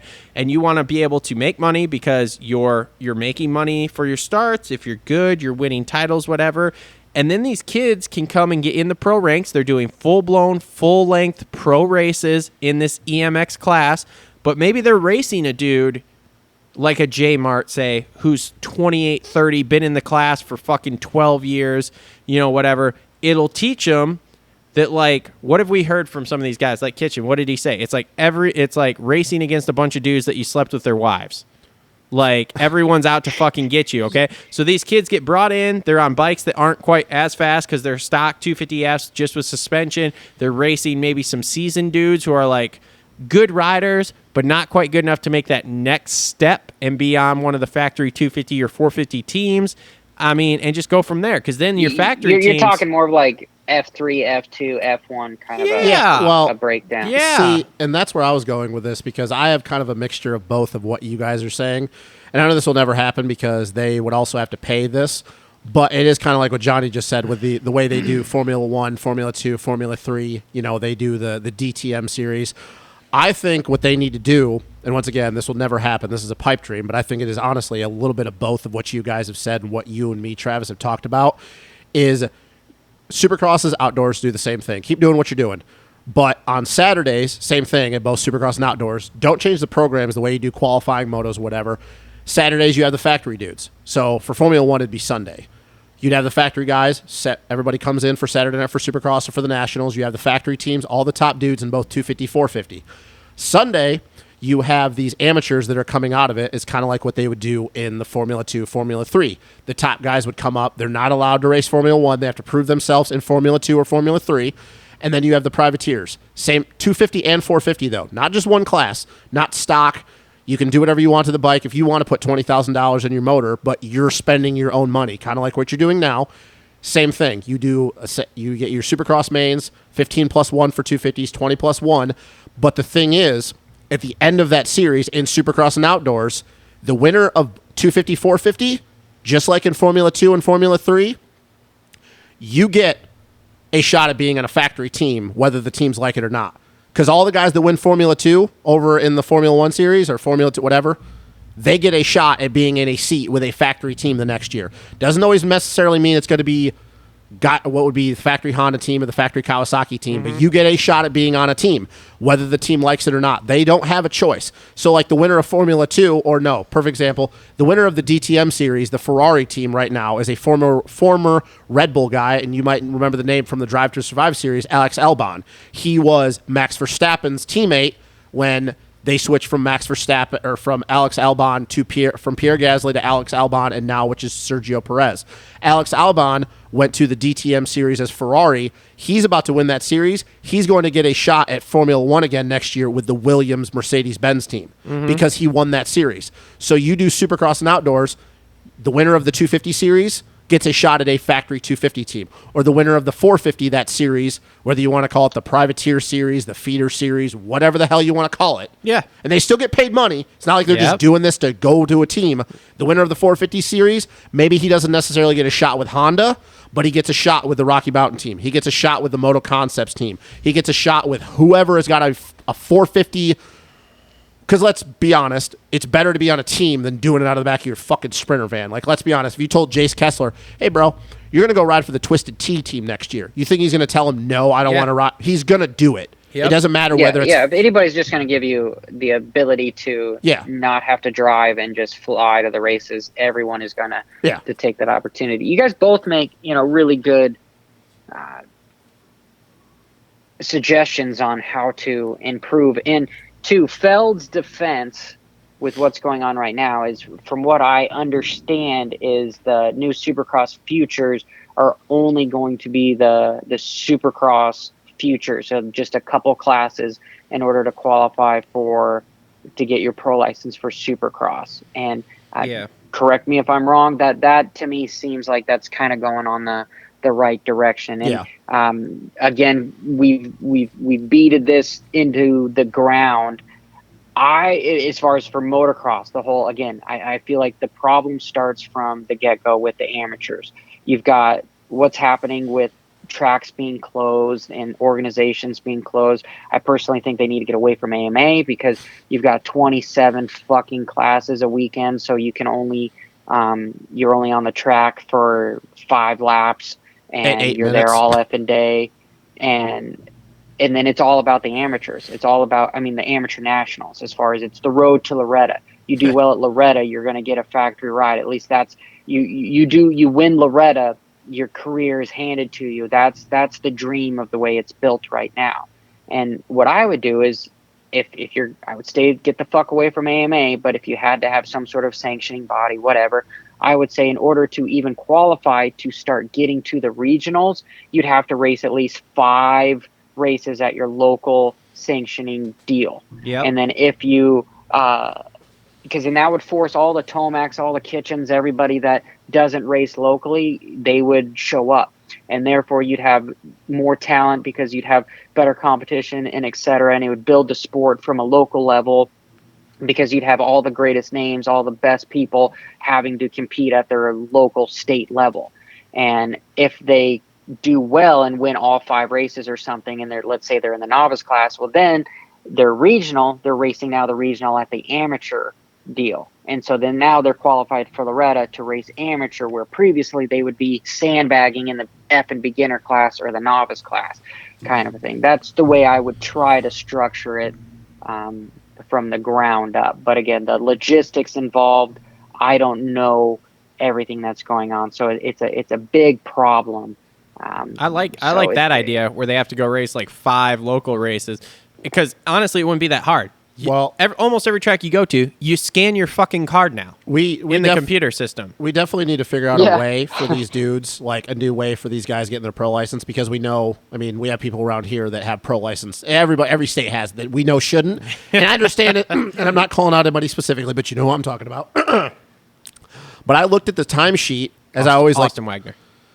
At least Austin has been done national, whatever. Anyway. I looked at the timesheet from Paula, and we're talking about a track that we heard it a million different times, whether from industry insiders, people on TV, whatever. You can go to Paula, kind of like Glenn Helen back in the day, and it doesn't matter that the track is different. You still know how Paula flows. You know where the fast lines are. There were guys in both 250 and 450 from California that were, at the back of the qualifying in the B group, but they were 32 seconds a lap slower than Jett. And now everybody would be like, well, that's just the difference between the best in the world or the best in that class in the back. Yeah, you're right. There has got to be a huge disparity. But I want everybody listen to this to think about for just 1 second. If you are 32 seconds a lap slower and you race somebody for 35 minutes, what that gap would be at the end of the day. That's not acceptable. I'm sorry, in my opinion, and I've worked for privateers. I know the privateer struggle, how hard these dudes work to get licenses. But I'm sorry, if you're 32 seconds a lap slower than the lead dude, it doesn't matter if it's Jett Lawrence or fucking Eli Tomac. I'm sorry, buddy. You probably don't deserve a pro license. That would be like me racing A-class. It's not... I mean, literally. Yeah, and it's just how the system is designed. There's not that many riders. What is the incentive for people to try to show up and spend money? Because, again, it's the whole risk versus reward thing. And that's why we're sitting here talking about starting from the ground up, because you literally would have the best of the best starting from the bottom, getting into the pros. And I'm not going to sit here and say that and rub people's faces in it, because quite honestly, every national that I went to, I was around 15 to 20 seconds slower than the best in the world. And that's just how it was. And I was also going to bring this up, Johnny. Like, you were a privateer, you raced the nationals. Okay, 15 to 20 seconds. But once again, though, 20 seconds compared to 32 seconds, that extra 12 seconds is a lot. And if you looked at your timesheet after and you go, holy shit, I was 32 seconds. I mean, I don't know the time frame you were racing. It could become dangerous for the riders. And I don't know at the time frame of like when you were doing nationals, like who was in the, who the top guy, like was it Kenny his rookie year? Was it, Eli? Yeah, it was still Tomac and Kenny. And so if you looked at your timesheet and you go, holy shit, I'm 32 seconds a lap slower than Kenny. I understand it's Ken Roxon. He's about to go win this 450 championship. I'm going to be real honest, or I'm going to be like thinking you're probably not going to be super happy with yourself at 32 seconds a lap slower. Like, that's the thing is that. Nope, go ahead. Sorry, I keep. No, it's fine, buddy. Dustin, I actually wanted your opinion on it. Yeah. Oh, it's never fine. I hate that word. Fucking fine is frustrated, irritated, nervous, and emotional. So now we have a problem. We know what the problem is. That we've got some riders that should potentially be booted out of the class. Well, how do we go about fixing it? How do we fill in so that we have more guys showing up? That's really the problem. Because right now we've got the manufacturers. They're leaving the showroom floor. The supply and demand. Is it a issue where there's not enough motorcycles being built, so the demand looks like it's better than what it actually is, or is it both? Is there people willing to try to buy motorcycles right now? They just can't get them. Do you get where I'm going with this? Oh yeah. No, I get it. Maybe not. Yeah. It's just one of those things that, like I said, I've wrenched for privateers. I've been to all, pretty much all the nationals. I've seen it, and I understand how hard these guys work. But I always like to use this as a reference because I know it's the cool thing now. But like being a Formula One fan for as long as I have, like kind of like to be like, oh yeah, I've watched But Formula One is an example. Like that's the thing is that there's only 20 guys that are racing in the Formula One circuit. Right now the top two guys are Max Verstappen and Lewis Hamilton. The guys that are consistently 19th and 20th are the Haas guys, Nikita Mazepin and Mick Schumacher. Nikita Mazepin is there because his dad is an oil mogul, and Mick Schumacher is obviously Michael Schumacher's kid. But the thing is that on average weekend, if everything is going right for Lewis Hamilton and Max Verstappen, those two dudes are on average 2 seconds a lap slower. Now, once again, this is racing cars, and that is completely different than racing dirt bikes. But even at the end of a 50, it's the same realm. Yeah, so. 55 lap race or whatever the race weekend, this past weekend in Zenfoot, it was 72 laps. It's a hazard when you're that much slower. Now, you talk about a guy that is 32 seconds a lap slower. Like, bro, if you're getting lapped however many times you're getting lapped or whatever, like it's like you said, it's a safety thing at that point. And I don't really know how you fix it because obviously MX Sports is not in the habit of... and they kind of have it built in as far as how they fix it with the qualifying. Because the 40 riders that end up on the gate, they're really only max 20 seconds slower than the leaders. But again, it sounds as if we're all sort of in agreement on the whole F3, F2, F1. You have an unlimited class that has a bunch of everybody, and then you've got the F2 class that has a bunch of the guys that are stepping stone comparable equipment, that are fairly close. We should just follow Formula One's. Johnny, let me ask you this: how did you get your pro license? So I had to get my pro points. So you have to have 65, 75 pro points, and you go to the pro-ams, and I went through the pro-ams, and I had about 50 of my points, and my buddies were telling me, like, I was seeing other riders that were just what Justin was saying was, hey, these guys are much slower than I am. How the hell did they get a pro license? And they told me that they just wrote a letter, and so then I went the whole Loretta deal, and if you qualified and finished at Loretta, you were guaranteed a slot for your pro license. So I went through the Loretta deal, but then I also wrote a letter and had some stuff for Jeff Canfield, and he approved me for motocross. And at the time, he was like, "Hey, Johnny," I think this was like 2013 or so. He was going, "Hey, Johnny, do you want your Supercross license too?" And I was going, you know what? I barely on a Supercross track. No, I don't deserve to have a Supercross license at the moment. And so I declined it, where that was how you got your Supercross license at the time, is you were just given it with a motocross license. And that was probably the biggest mistake I made in my professional career is declining that deal. But no, so they've been making it much more difficult in order to get a license, because where you used to do it is you just got like 65, 90 or so points, or you went to Loretta and you finished in the pro sport class at Loretta. But there was always a way around it for just writing a letter. And then you'd have to have other guys or teams or anybody vouch for you. And if you had good people vouching for you, I had, Donnie Hansen, I had him vouching for me, and you could get around through that direction. So, and the rules are still sort of the same now, as far as they're more of like guidelines than actually set in stone. No, but the AMA has no guidelines. Those rules are like on fucking tablets, like the 10 Commandments. That's why I also found it funny that you could just jump straight into, you get your pro license, jump straight into 450 Supercross and just be like, yeah, I'm just riding with the best guys in the world. Totally fine. Don't have to ride the 250 class. Well, I mean, that's what Weston did. I know. Like Weston, yeah, he just jumped they straight started into the 450s. doing that in the 90s because they didn't have any riders showing up for Supercross. They weren't filling the gate because it was so much dangerous and nobody was good at it. So how did they change that? Well, they started just kind of giving whoever wanted their pro license away. And that's a condition of just the sport being not as big as what it is. And quite honestly, not trying to just talk shit and down about the sport is, we've got a much bigger sport than what we did have.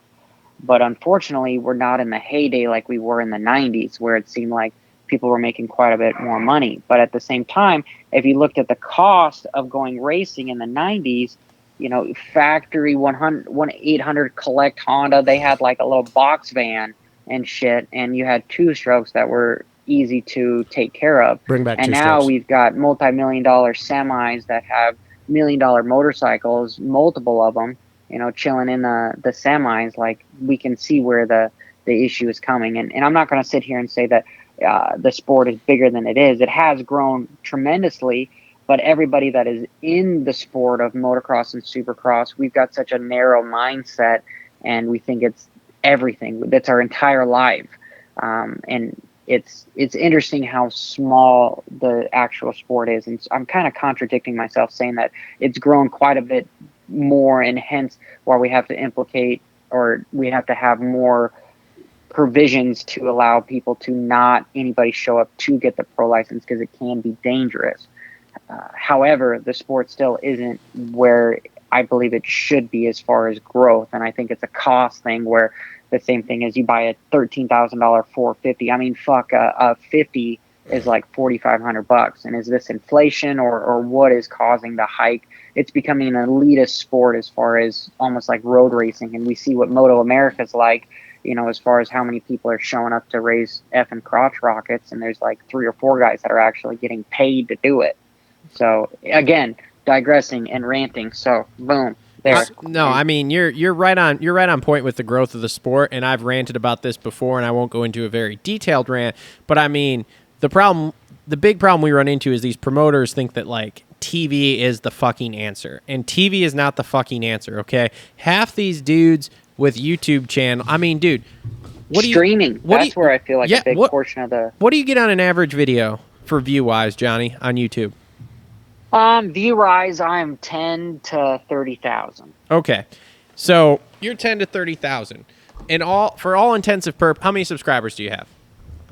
I feel like I'm everyone's guilty pleasure here, so I'm only 27. I've got more cryptocurrency subscribers than I do motocross subscribers, but Jesus. I'm only at 27.2 because I've looked at the analytics, and and less than 80% of the people, there's only about 20% of the people that watch my videos are actually subscribed to it. Okay, yeah, that's the way it works, is like usually like 50% or less, and that's all has to do with algorithm shit, which we can talk about off the air. But yeah, because it's dumb and it's killing us too. But anyway, so you're 27,000, you're averaging somewhere between 10 and 30,000, and from my understanding, a good night of a Supercross race viewing on the network is 300 to 500,000. I mean, that you're getting 10% as a part-time YouTuber, just spewing out, whatever comes into your brain, man. So comedic relief, yeah, racing analysis. Exactly. So it's fucking dumb. It's like these promoters are, TV, and they sign these stupid-ass TV deals, and the TV doesn't pay them anything, and they don't move any of the TV money to the teams, and then we wonder why the sport's dying. Well, the sport's dying because if you gave me, $500,000, I could stream the fucking races on YouTube, probably generate 1 million fucking views a week, easy, which is way more than they're getting off fucking NBC Sports or whatever the fuck you gotta watch now. Like, it's fucking dumb. This is how stupid these promoters are, is they can't see the writing on the wall. Yeah, I think NBC's actually dropped, I think they've dropped the moto coverage, so it's going to be a stream only on Peacock, which is already hard enough to watch the races. You have to be a fan to be able to sniff through the dark web to be able to fucking find Moto 1 and Moto 2, where it's not just like, oh, hey, look, cool, there's UFC fighting on the TV. I'm going to watch that. Oh, look, baseball. It's much harder to find it. It's very, they're killing as far as there's not a shotgun approach, it's a sniper approach to finding new followers, new viewers. Yeah, and well, you're right about that too, like trying to find it. Dude, Justin, didn't I have to ask you how the fuck to find it in the Peacock app when we switched to Peacock? When Supercross, when I first mentioned the whole thing back in like December or whatever it was in the group chat, like, yeah, we're switching to Peacock. You're like, how the fuck do I find that? But I wouldn't be surprised if Monster Energy Kawasaki starts streaming, because I don't know if you guys have noticed that their YouTube channel, 500,000 subscribers, has constantly have a 24-hour stream of Supercross, where they continuously have about 2,000 guys watching at a time. And I do have to say, again, you got to give credit where credit is due. The whole MX Sports with the Loretta Lynn stuff, they've done a really good job with. That was fun to watch this year. Okay, that's cool, and I like that. But that again too, it's Racer TV, which I guess, yes, if you went to. I didn't realize this year it was on YouTube. Years prior, you had to specifically go to Racer TV, because I've watched Loretta's for about the last 3 years, or like had Coverage it on was in a lot the better shop. this year. Yeah, we're like, and that's like how the CrossFit Games have done it for a few years, and they get millions and millions of views, and it's all just been streaming through the YouTube app. I'm just waiting for so Hayden they're Deegan. definitely onto something. And then I guess I will go one further, and again, forgive me for cutting you off, Travis. It is your show. Sorry, I do apologize. When you have riders that have got big followings like the Deegans, they got more views for the 85 class, something like 2 to 3 times than, say, the pro class, as far as viewership goes. oh yeah, Look, I'm just waiting for them to have like a full streaming channel of their own and just film Hayden's life and just follow him around. And then like when he goes pro, they just make a big deal, just stream him. Hey, you can just watch Hayden Deegan. Just waiting for that day. Because the Jett Lawrence thing is coming too. By the way, I know we've gone way off topic of talking about the race, but since we're just talking about every random thing, really? Jett Lawrence only fans, Yeah, sorry, huh? I tend to do No, that to man, people. we did it too. Trust me, we start that whole freight train. Jett Lawrence only fans though, huh? Really? that's awesome. Wish I could have been there. God, that's the stupidest shit. Why? I'm just That camp is dude, making so much money over there. yeah, but like, oh my God, when I saw that, people like the funny thing Which was camp? The Jett, the Lawrence So, brothers, Myrtle, Johnny, Jett. you saw thing. at Paula how they had literally a section of the track just for Jett Lawrence. It literally said Jett Lawrence only fans, and they were making them pay a little bit extra, kind of like a VIP treatment thing. Well, yeah, they got all the Red Bull and donuts you could eat. And then he came there and he came and hung out and he signed some Dude, autographs. that's a smart business right there. You Bingo. build a It is. brand, Don't get me build a wrong. brand behind you. I am not. Like look at the Deegan. Hayden Deegan's going to be able to strong arm pretty much Yeah, 'cause he ain't any gonna do shit on a factory dirt ride bike. to give what they want. Look, And whatever it is as far as factory parts, they could get whatever. Like, no, you give all the cool shit to me. Even if you have one of the specially designed deal, it's gone on Hayden's bike because of the amount of followers and money we have behind. Even like, if that's you have huge. these $10,000 method Look, dirt bike wheels that we're not actually going to make, but we'll put them out there like we're going to make them. I get those. I had no problem with Yeah. what they did with Jett. Like their marketing team is killing it right now. When I saw that, I had to chuckle I because bought two $50 Jett Lawrence t-shirts. whatever. That should tell you everything you need to know about their marketing team. I saw that and I go, $50 T-shirt. yeah, Travis. We were walking through it, Iron Man, and he's like, oh, I gotta Wait, find him. hold on. Let's tell the full story here. Okay. So, all right. so Johnny, I'm a huge Jett homer. Oh, okay? he's a Jett as homer to most the people are limit. nowadays. I find out at Redbud after the race that they have Jett T-shirts, and I'm like, "Fuck! How did I not know that?" Then I find out that they were selling them at the Red Bull tent at the race. I'm like, "Oh my God, I'm gonna kill myself!"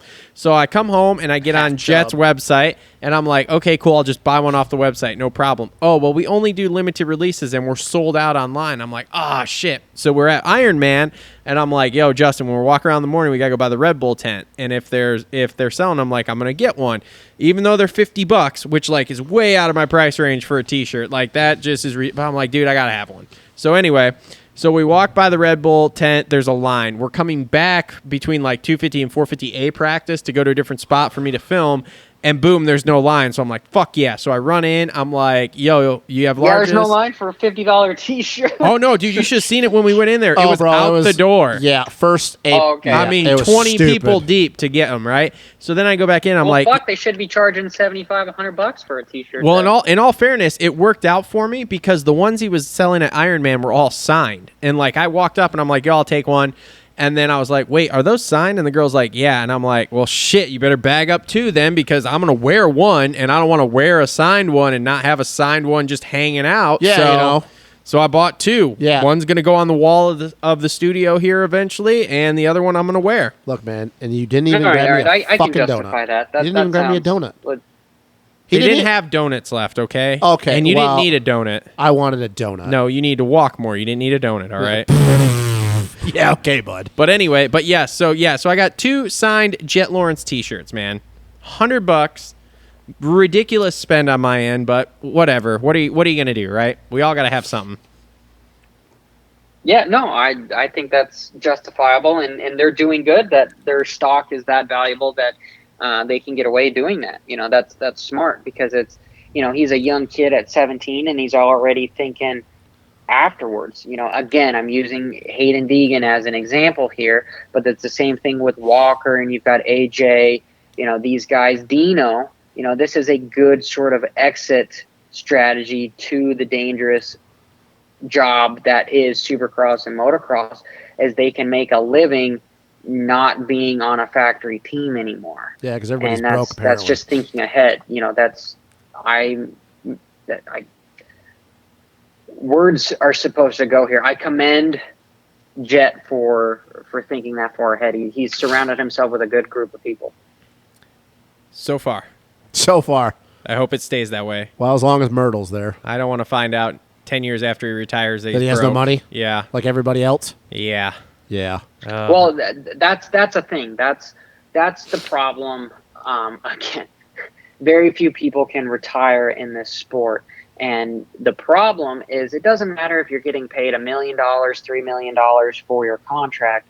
Well, you're given, you know, $400,000 to your trainer, and then your flight, and do. So let's just say you're netting, you know, after everything, $1.5 million a year. Well, to any normal person that does a 9-to-5 job that gets paid $20 to $40 an hour, that's something that they could live off of in retirement for 20, 30 years. Well, when you're used to having $1 million home that the property tax is $1 or $20,000 a year, you know, it becomes very not cost effective to have no income coming in and having to sell and downgrade. Last thing people want to do, as far as feeling that they're successful, is downgrading their livelihood or the way they go about living. You know, you feel as if you're failing if you have a nice $1 million mansion and now you're going to a residential home. You know, to most people, they would belittle themselves for that. But as far as a racer goes, that is the livelihood that they need to be thinking about. Is you're not going to be able to sustain the living that you're accustomed to racing a motorcycle when you retire at 25 years old. Or even 28 years old, because now you've got 40 fucking years of trying to retire. It's a major problem that I think, again, the sport is not doing as good of a job with letting people know that, hey, even if you're making $100,000 a year racing dirt bikes, what is the longevity of you doing that? Like, it's a sincere problem. Financial education. That's what we need. Exactly. In the pits. That's why 1,000%. That's why I think the pro license deal should be, you have to be 18 or even 21. You have to be a fucking adult. You have to experience life a little bit, and you have to get education through. You know, it sickens me how many kids are homeschooled at the moment, because I have a sincere problem. Again, I'm going on a tangent, guys, so I apologize. I have a problem with everything that's happening with the youth right now, because, you know, as a young kid, I was a kid that I got free motorcycles, I got free gear, I got everything handed to me. And as a young adolescent mind, to me, I'm better than everybody, because look at me, I'm good at riding a dirt bike. You know, well, that shit runs out real quick. And as soon as I turn pro, I raced like 3-4 nationals, because I was injured the whole time. I never got to experience, you know, what I felt I could give, because I spent 90% of my pro career until I was 27 on the sidelines injured, you know. And it's unfortunate that you got kids that are being homeschooled that have no life experience whatsoever, that when they if something catastrophic happens and the 16-year-old becomes paralyzed or finds out that racing motorcycles isn't going to work as the majority of everyone else, well, they've got no fucking life skills. You know, what are you going to do? Go to a job interview and be like, I know how to fucking twist a throttle. They're going to be like, oh, well, this guy's got a bachelor's degree in business. We're going to go with him, not the guy that can fucking twist the throttle. You know, it's stupid. But I do feel that the people that give everything for this sport, if they just change their mindset, they would be successful at anything that they put themselves to, because they're willing to put themselves through so much torture and bang their head against the wall at such a small chance of success, that if they were just to focus on all their hard work that they did for racing a motorcycle into starting a small business or anything else, they will be the cream of the crop of something. And again, I'm so much going on, digressing on a tangent here. I feel the level of, you know, like even Jay's kind of told me this as far as the whole goals post thing, you know, like that dude, love him to death, but fuck, man, sometimes it really hurt me talking to him. Moving that goalpost is racing motorcycles. Everyone feels that they won't be successful if they don't have a factory ride, if they don't aren't being paid a crap ton of money or something, when they really need to just kind of take a look in the mirror and realize that, hey, look at how successful I am. You know, I'm able to race against the best riders in the world. You know, like I'm the 1% of the riders in the world that get a race motorcycle racing. Why am I not happy unless I'm the 1% of the 1%? And like, I hated hearing, was it Ironman or was it Budds Creek, where I heard even Lawrence and I heard Cooper on the podium just kind of piss and fucking moan about like, oh yeah, I rode like shit and it's just not going good. And it just sickened me, because it's like, dude, you went 2-2 or you went 2-1 and you're sitting here bitching about everything that you did poorly. Like, you know, where is your coach at that's sitting there saying like, hey, no, let's change the mindset and focus on the things we fucking did good. And there's so much problems that go deeper beyond racing motorcycles, where kids are addicted to drugs and they're depressed when they don't get a relief of, you know, because racing a motorcycle gets you put into the zone where you're zoned out, nothing else matters, life doesn't exist, you are just you in that machine, and it's a beautiful feeling. And that's why we're all fucking crazy and we're addicted to racing motorcycles, is because we're able to zone out. Well, when you live your life that way, you can't blame these kids for, when they're done with it, by chasing whether it's a substance or something to try to get that feeling back, because they were never taught that they don't need the motorcycle to have that feeling. You know, they could have that feeling just walking their dog down the road. And again, sorry, I'm going way too far into stuff, and you know. No way, dude. It's awesome. It's awesome. I have one final question for you, because I know we've had you for like a couple hours here, and we're getting towards our 3 hours on our end here. Did you listen to Pulp last week when they had Jace on there? I did. What did you think? Because let me just put this in. I'll put it in my perspective out there, and then I want to hear yours. Yeah, because I didn't listen to it. So I thought it was great. Jace went on there. He didn't really hold anything back. I thought he was very polite. In fact, I DM'd Jace before the show, and I was like, hey, man, yo, go get him for all of us. Go get Steve for all of us carrot ear people, or whatever, however the fuck I worded it.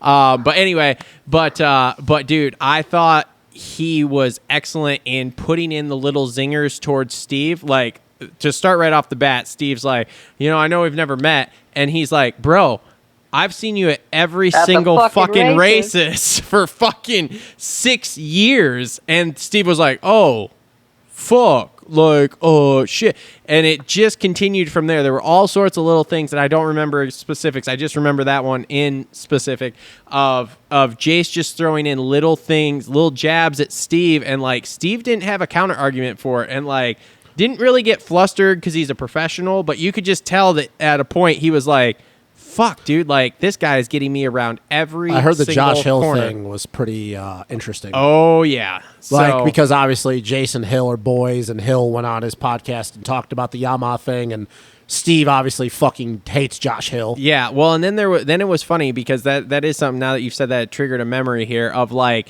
of Steve said something about being a responsible journalist, and Jace makes some comment about like, you mean like saying that someone smokes weed when you don't know if they smoke weed, and like I said, just lots of little zingers like that getting him. So what is your? Because I know, I mean, obviously, Steve has said many things about you, and I've come on my show here and ranted about Steve saying shit about you. Pumbaa? Yeah, about Pumbaa Mathis there, saying shit. So, yeah, so I'm curious on your thoughts on it. I am full blown as far as everyone is entitled to their opinion. I don't think I would ever break bread with Steve, and Not the only one, buddy.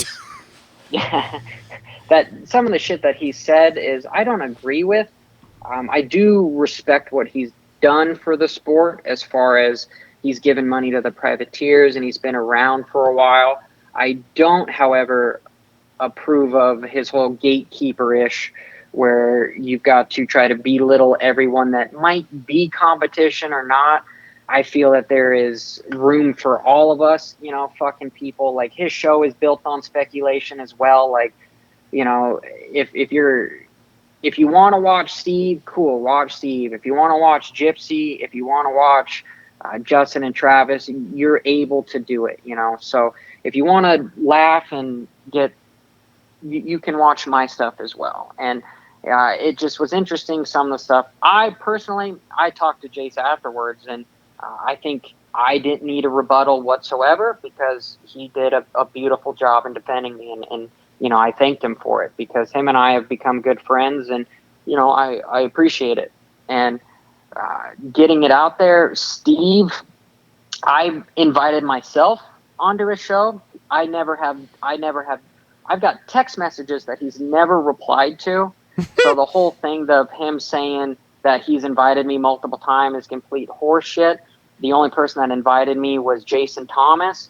And I told Jason, I was like, Jason, have fucking Mathis contact me personally and we can talk. I'm not going to, this is just stupid. If you want to talk to me, talk to me. And, I went on to one of his posts and I was like, dude, I still don't have a fucking invite from anybody. And then I get a random publicly announced, hey, Johnny, calling on the show today.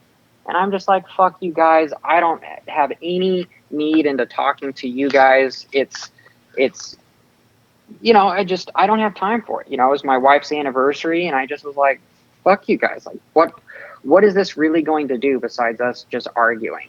And we have different views. He's got different political views than I do. That's cool. So I think Jace did a beautiful job, and he did a great job. I mean, I'm gonna be real honest with you. Not that this would probably ever happen, but just say hypothetically, like if ever you and me were invited on there, I wouldn't go on. I know that you said because we've had Dark Side. Are you talking to me or are you talking to Johnny? I'm talking to Travis. I'm talking to you. I was like, because Johnny, obviously, we already know that he's got, I just don't understand the feeling of like he believes that his show is the biggest, and it's like Jace is clearly bigger than him. His show. Jace is clearly bigger than him and has people inside the industry know this, like the power that Jace has now. What Jace says is he said that he had to have a broader view because Moto was so small. He would love to sit there and make videos on Moto and stuff, but it's just there's not a big of market share with there. So now he talks to Olympic athletes and he's a therapist for fucking everybody around the world. And, he has over 20 million views. And what people don't understand is Australia as a country has around 20 million fucking people. So that would be like, Steve Mathis saying that he has over 350 million views because here in America we have around 350 million people. He's so massive. Yeah, people forget that about Jace. They think, oh, he's just a moto dude. It's like, no, man, like He's a jiu-jitsu guy. He has surfers on there. He has Olympians. He had a politician last week, which I listened to, and that show was He awesome. has MotoGP guys on there. He has skateboarders on. Like, it's not just moto is like his passion and the small part of it, but people like don't understand this about Jace. Like, that's not really what his show started off as. Like, you go back and you listen to like some of his very first stuff, some of the people that he has on there, it's fucking insane as far as like the athlete, like you said, the politician. I didn't know that, but the athlete side of thing, it's like moto is like his passion. But the stuff that other people he has on there, he has fucking Olympic surfers on there. Like, no, and that's the thing that people in our industry, and he has a pretty gnarly story. Oh, yeah. As well with stuff going on, just as we all do. We all have a story. We've all been somewhere, and sorry, Justin. Again, look at me just keep interrupting. It's okay, buddy. Guys. It's just one of those things with Steve. Like, I'm not a fan. I don't have a cool story. I'm just a privileged white kid from shut Michigan. the fuck up, man. Shut up. Whatever, the bro. moral of the story is we can all coexist, and we all have something to give to the space. Internet's pretty big. There's no gatekeeping whatsoever. If anything else, we're all helping grow the sport in a positive way, regardless of bad news travels faster than good news bullshit or whatever you want to say as far as, people don't have the right facts involved and everything. Steve, that's it. That's all I'm going to say on that. Oh, no. Who knows? Now there's more. Now I want to hear more. At some point, but my problem, I mean, dude, future, Steve's been taking shots at us for years, too. Like, he'll probably say, I don't even know who the fuck those guys are. When we first started this, I don't remember, was it the first or second year? Because I've been an avid Pulp listener for probably like 6 years, okay? I think it was the first year.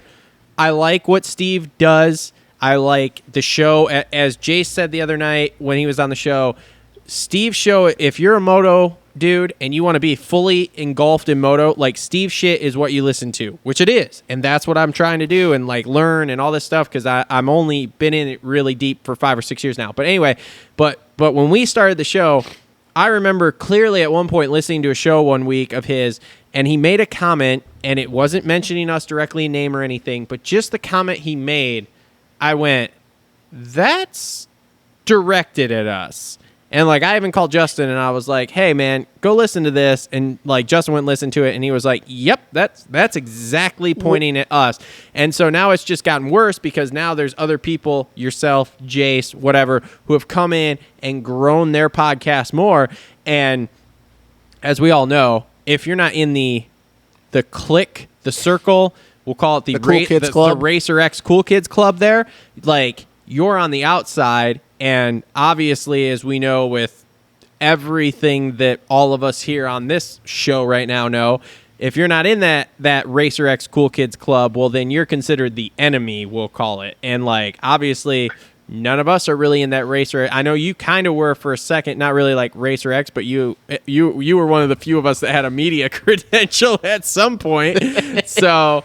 Look, Sean Brennan, I had to be snuck in. Cooksey snuck me in. That's how that whole thing started. Oh, I just okay. randomly appeared one time. Sean Brennan doesn't like us, so it's fine. Yeah, Sean Brennan won't call me back either. He doesn't like us. So it's sorry, Travis. Yeah, it's unfortunate. Finish what you're saying about Sean Brennan. He creeps on our social media. Like I literally went in and was looking through followers and found him on both our Twitter and Instagram. So yeah, he creeps on us. Yeah, I've had discussions with him as well, and I won't. They don't like us, Johnny. They don't like us, and they don't like you, is what I've heard. So yeah, that's what we've heard. No, and it's it's funny that first impressions. That's the whole thing. Is it's first impressions. You get me in a room with somebody, and you'll get a very different vibe from what I give off on the internet. Like, dude, I'm a comedic relief, funny, because there's so many people doing the same shit with, hey, this guy, I'd like to thank my goggle company and I'm going to ride better robots next. And it's just robots type stuff. And most of media is not allowed to say certain shit because of contract clauses. And, I get it, but I'm not paid by anybody, and you're not paid by anybody. Bingo. So we can kind of say whatever the fuck we want. And I'll say whatever the fuck I want. okay, I guess I kind of understand why the media kind of has a little bit of a beef. I consider myself more of a comedian than the media, because that way I can kind of say whatever the fuck I want. Like, nobody gets mad at comedians for any sort of comments whatsoever, because it's kind of under the shell of, oh, this is supposed to be funny.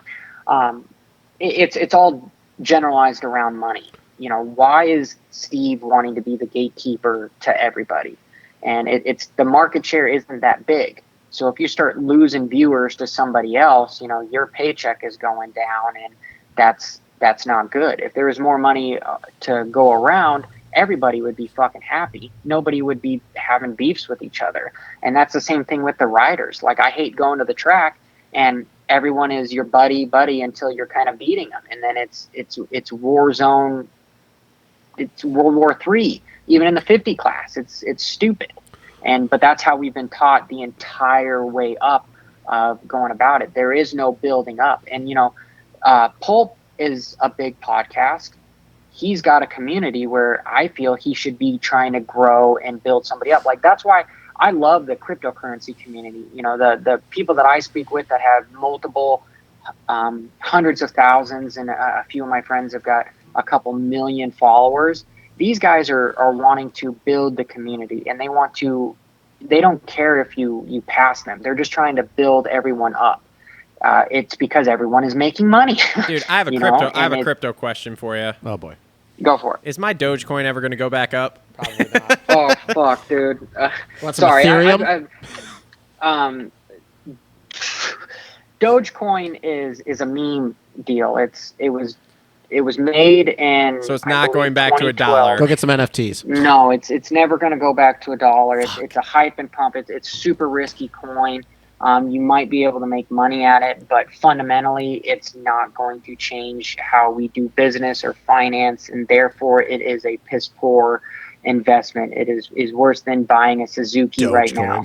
Damn it! Boo, Travis. I just lost $20. Forgive me, Travis. Fuck me. Oh well, if that's have it in there, dude. Like, you're good. We can talk more about it, because everyone has different goals when it comes to investing. And the way I'm an investor is, first and foremost, I look at fundamentals. Does this have a probability of changing the world? Is this potentially a new Apple or whatever? And I know some people say that Dogecoin could be used as a form of currency, and it's an old version of Bitcoin, which hasn't been updated, and Bitcoin is not really the threshold as far as its data transfer is not designed to be a world currency. So therefore, Doge is never going to, as far as the latency goes, it's going to slow itself down if it ever was. It's a joke. The dude that invented it sold all of his in 2015 once it got to, like, I don't know, 5 cents or something.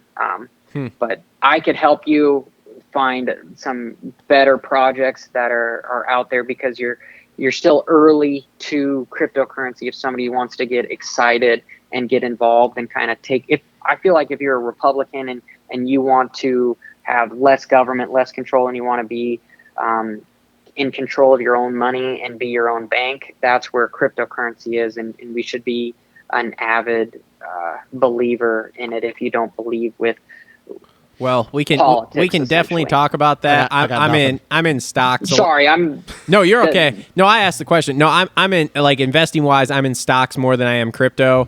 And I don't play in any sandbox that's anywhere close. I mean, I listened to, maybe it was your Gypsy Tales podcast. You guys got into it a little bit, and you were throwing around some numbers, and I don't play in any sort of sandbox like you do. You seem to be doing well at the crypto thing, so yeah, we're on different levels there. But yeah, so anyway, but again, it goes back to luck. People, they've got to be.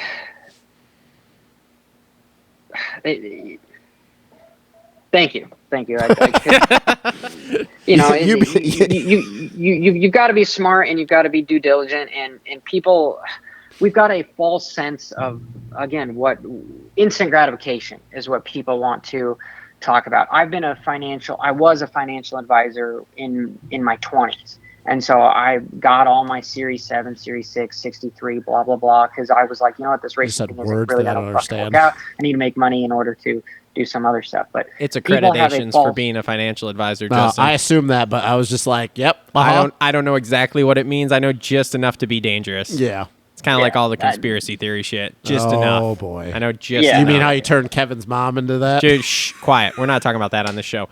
So I guess where I'm going at is when you have a rider like Lawrence that all of a sudden just jumps up and is doing really well. People think that, like, you know, this was given to him. You know, he didn't have to work at it. And that's the farthest thing from, that's what social media really sucks at, is it always shows people at their best, and it shows people that are successful, and it doesn't show it doesn't all show, the it hard doesn't work show that Jett sleeping on a pool table in fucking Belgium or whatever over a garage. Like, yeah. Surprised you didn't yeah, come their up with parents Zacho's, struggling with money you to know. get them to the GPs and all sorts of stuff. You know, like, those guys have their story, and I Yep. would love to hear all more of their stories about stuff, because it is hard, and I feel like the censorship is where we should not have in moto as well. These guys should be able to say pretty much whatever the fuck they want without risking losing a paycheck. Yeah. You Bring know? back J-Law. Have Bring you back J-Law. have you ever reached out to any of these top riders about helping them with financial investments or anything?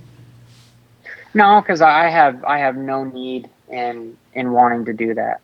You know, okay. I have no Yeah, because usually they're all desire whatsoever to do that. Like, I want to help the privateers, and so most of my conversations go with the privateers. Oh, okay. You know, I don't want to talk to the factory guys. Obviously, I will give advice for free if somebody wants to ask questions.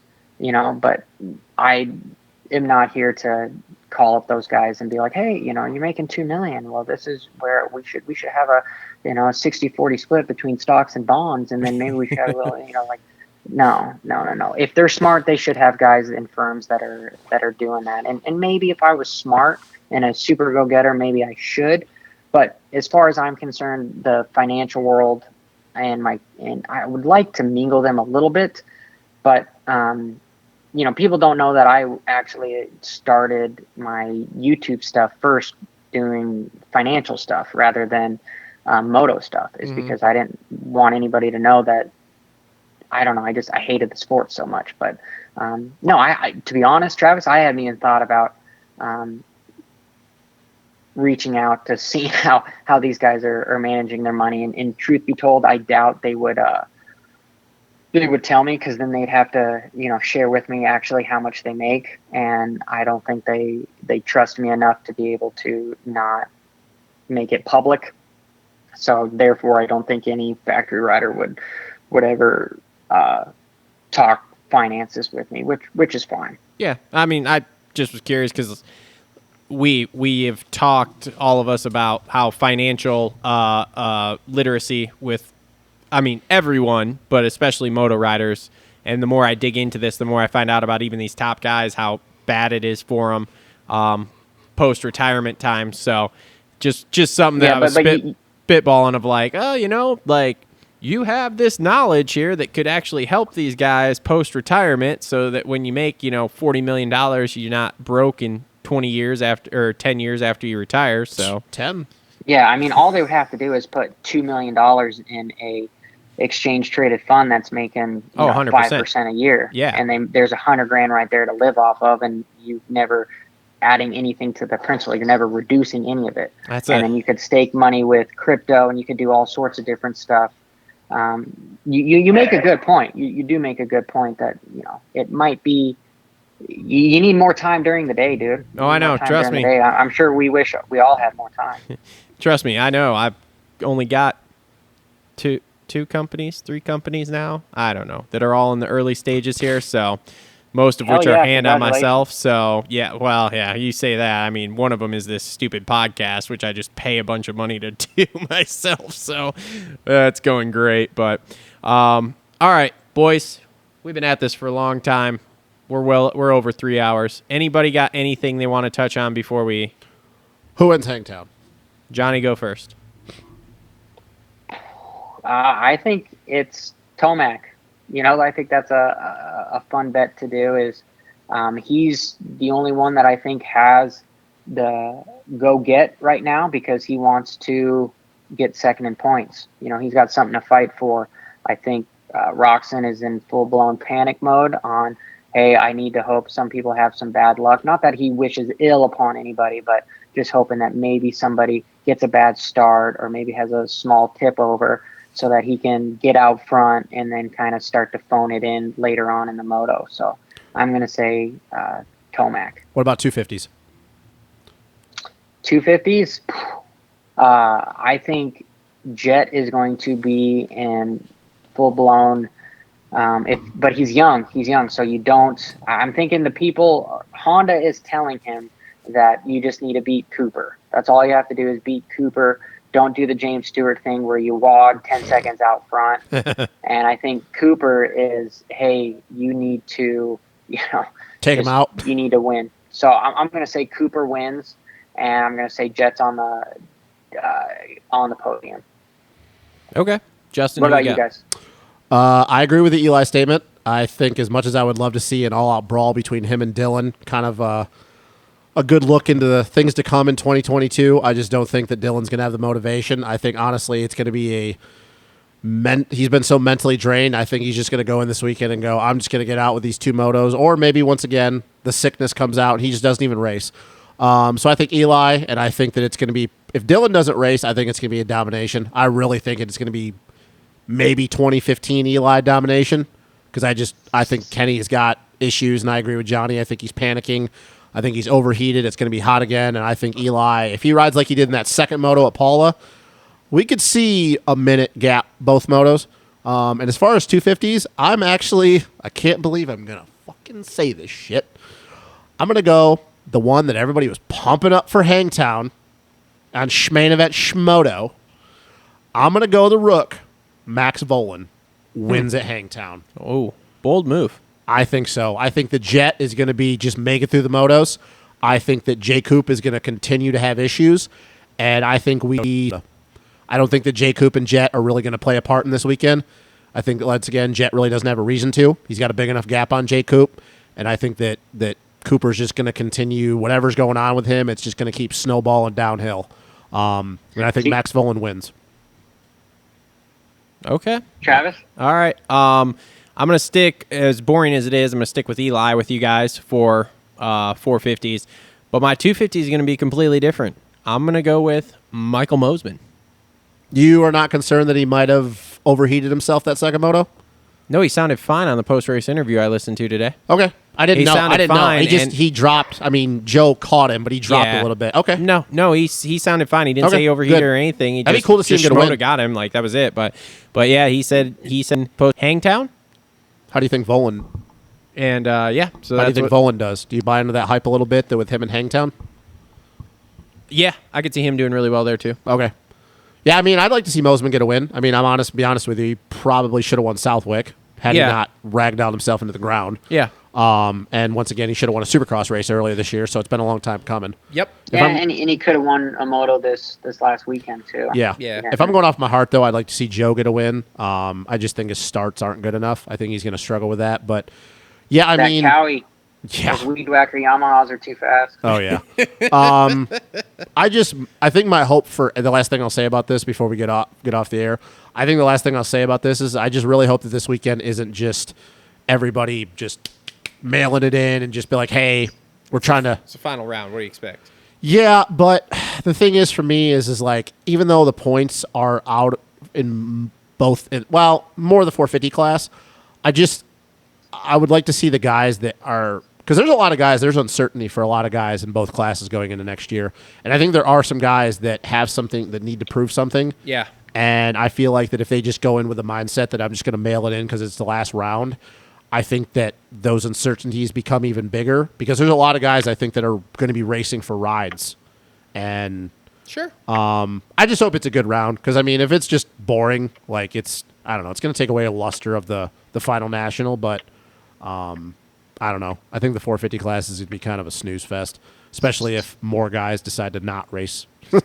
Probably. So, All right. Well, Johnny, thank you so much for coming on, bud. We really Thank you. appreciate Thank it. Yeah, gave us Hey, no, I more than enough. appreciate you both. You guys are doing your due diligence and trying to get more information out there to folks and building the sport. And whatever I can do to kind of help you guys. I know sometimes my name is affiliated with derogatory info and, you know, Us too. don't talk to Hopper. So I do appreciate you guys owning up or allowing me to come onto your platform and speak freely.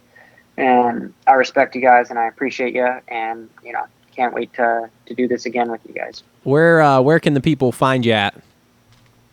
You could find me, you know, YouTube. You know what? I'll find you. Let's do that. I'll find you. Crypto.com. No. Yeah, crypto.com. Yeah, it's Johnny Hopper on YouTube and, you know, Johnny Crypto on YouTube and Instagram and TikTok and, you know, so. Wait, you have a all TikTok? I do for crypto. Holy I do for crypto. shit. This is impressive. Yeah, I know. I actually I get almost more views on my TikTok crypto stuff than I do my moto stuff. Holy It's all the Chinese shit. robots. No, it's all the Chinese robots. I hear you. So, Oh, God. All right. I never wanted. Yeah, I never wanted. I didn't think I was old enough for a TikTok, but one of my buddies that makes kudos money was saying like, dude, you need to get on. And how many podcasts, moto podcasts especially, are on TikTok? yeah, 0. not Pulpamex. Fuck Exactly. Exactly.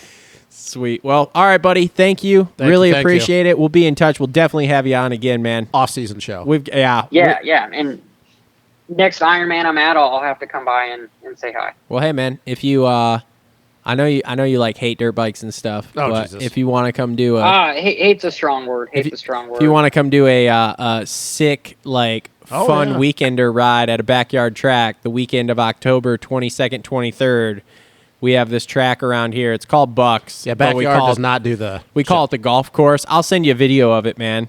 I got a Okay. I got a CRF 450 with your name on it because I know you don't ride weed whackers, so you can't ride my Blue Crew. But I got Dude, I actually love the Yamahas. You know, I just think they sound funny. well, I got a Yamaha. I got a 21 Yamaha 250 and I got a 15 CRF 450, which actually used to be like Walker's race bike or something like that. So it's a piece of shit. It's been overrun. No, we've redone it all. Trust me, it's fresh. We're like I'm looking at it right now because we do the show in my shop. I'm looking at it right now, and I just need Justin to get over here and finish putting the stuff together that I powder coated last weekend. So that way, then we should be good to go here in the next week or two. But they'll both be ready to go for this ride. All right, I got Anyway. dibs on the Yammer Bammer. Okay. All right, man. I'll send you a video of the track, man. It's a 2-day thing. It's sick. We got like Moranz, Coach Rob's coming. We're trying to talk to some other people. Maybe Kessler. Yeah, Maybe- we're trying to get some people. We need to get a hold of Bobby and Meshy. Yeah. Hubert will be hard because I think he's going to be in California at the Yeah. time. So anyway, but yeah, it's a fun couple of days, man. At just a backyard track. They, come Once stay in a again- little small town and we'll drive you around and show you a good time. Once again, backyard is not the perfect word for it, but it isn't somebody's backyard. But you look at it and you go, yeah, they could hold a national here. Yeah. So it's pretty sweet. Hell yeah. Grassroots. Oh, yeah. Yep. So anyway, thanks, man. Thank you. Appreciate it. We will talk to you soon here, buddy. Awesome. Bro. Yes. Johnny fucking Hopper, everyone. It's good little insight. He's got great takes, man. Great takes. Yeah, I think other than Gypsy, this is kind of the first time he's really like open as far as like Jace. That was the only other time really I think people got a really insight to like how he operates and what his thought process is. And I think it's funny that he always like apologizes for going on like tangents and shit, but it's like we do the same fucking thing. Exactly. So, all right, everyone. Well, we have been at this now for almost 3.5 hours. Had to be on a fucking beach somewhere. Yeah. So Yeah. anyway, thanks for tuning in. Make sure to check out our show sponsors. BC.Pizza, TLR Coatings, Premier Custom Trailers, Alias Sport, Complete Racing Solutions, Dirt Bike Depot, JT Cycle. We will have a Did fantasy I get show. them all? I blacked out a little bit Yeah, there. we will have a fantasy show this week. We will have a fantasy show this week. Make sure to like, subscribe, comment down below because I know there's going to be some comments because we had Johnny fucking Hopper on. Carrots in the ears. Carrots I in still the don't know what ears. the fuck that means. I'll explain to you when you're older. Make sure links in the description for everything. We'll see everybody next week to wrap up this season with Coach Rob.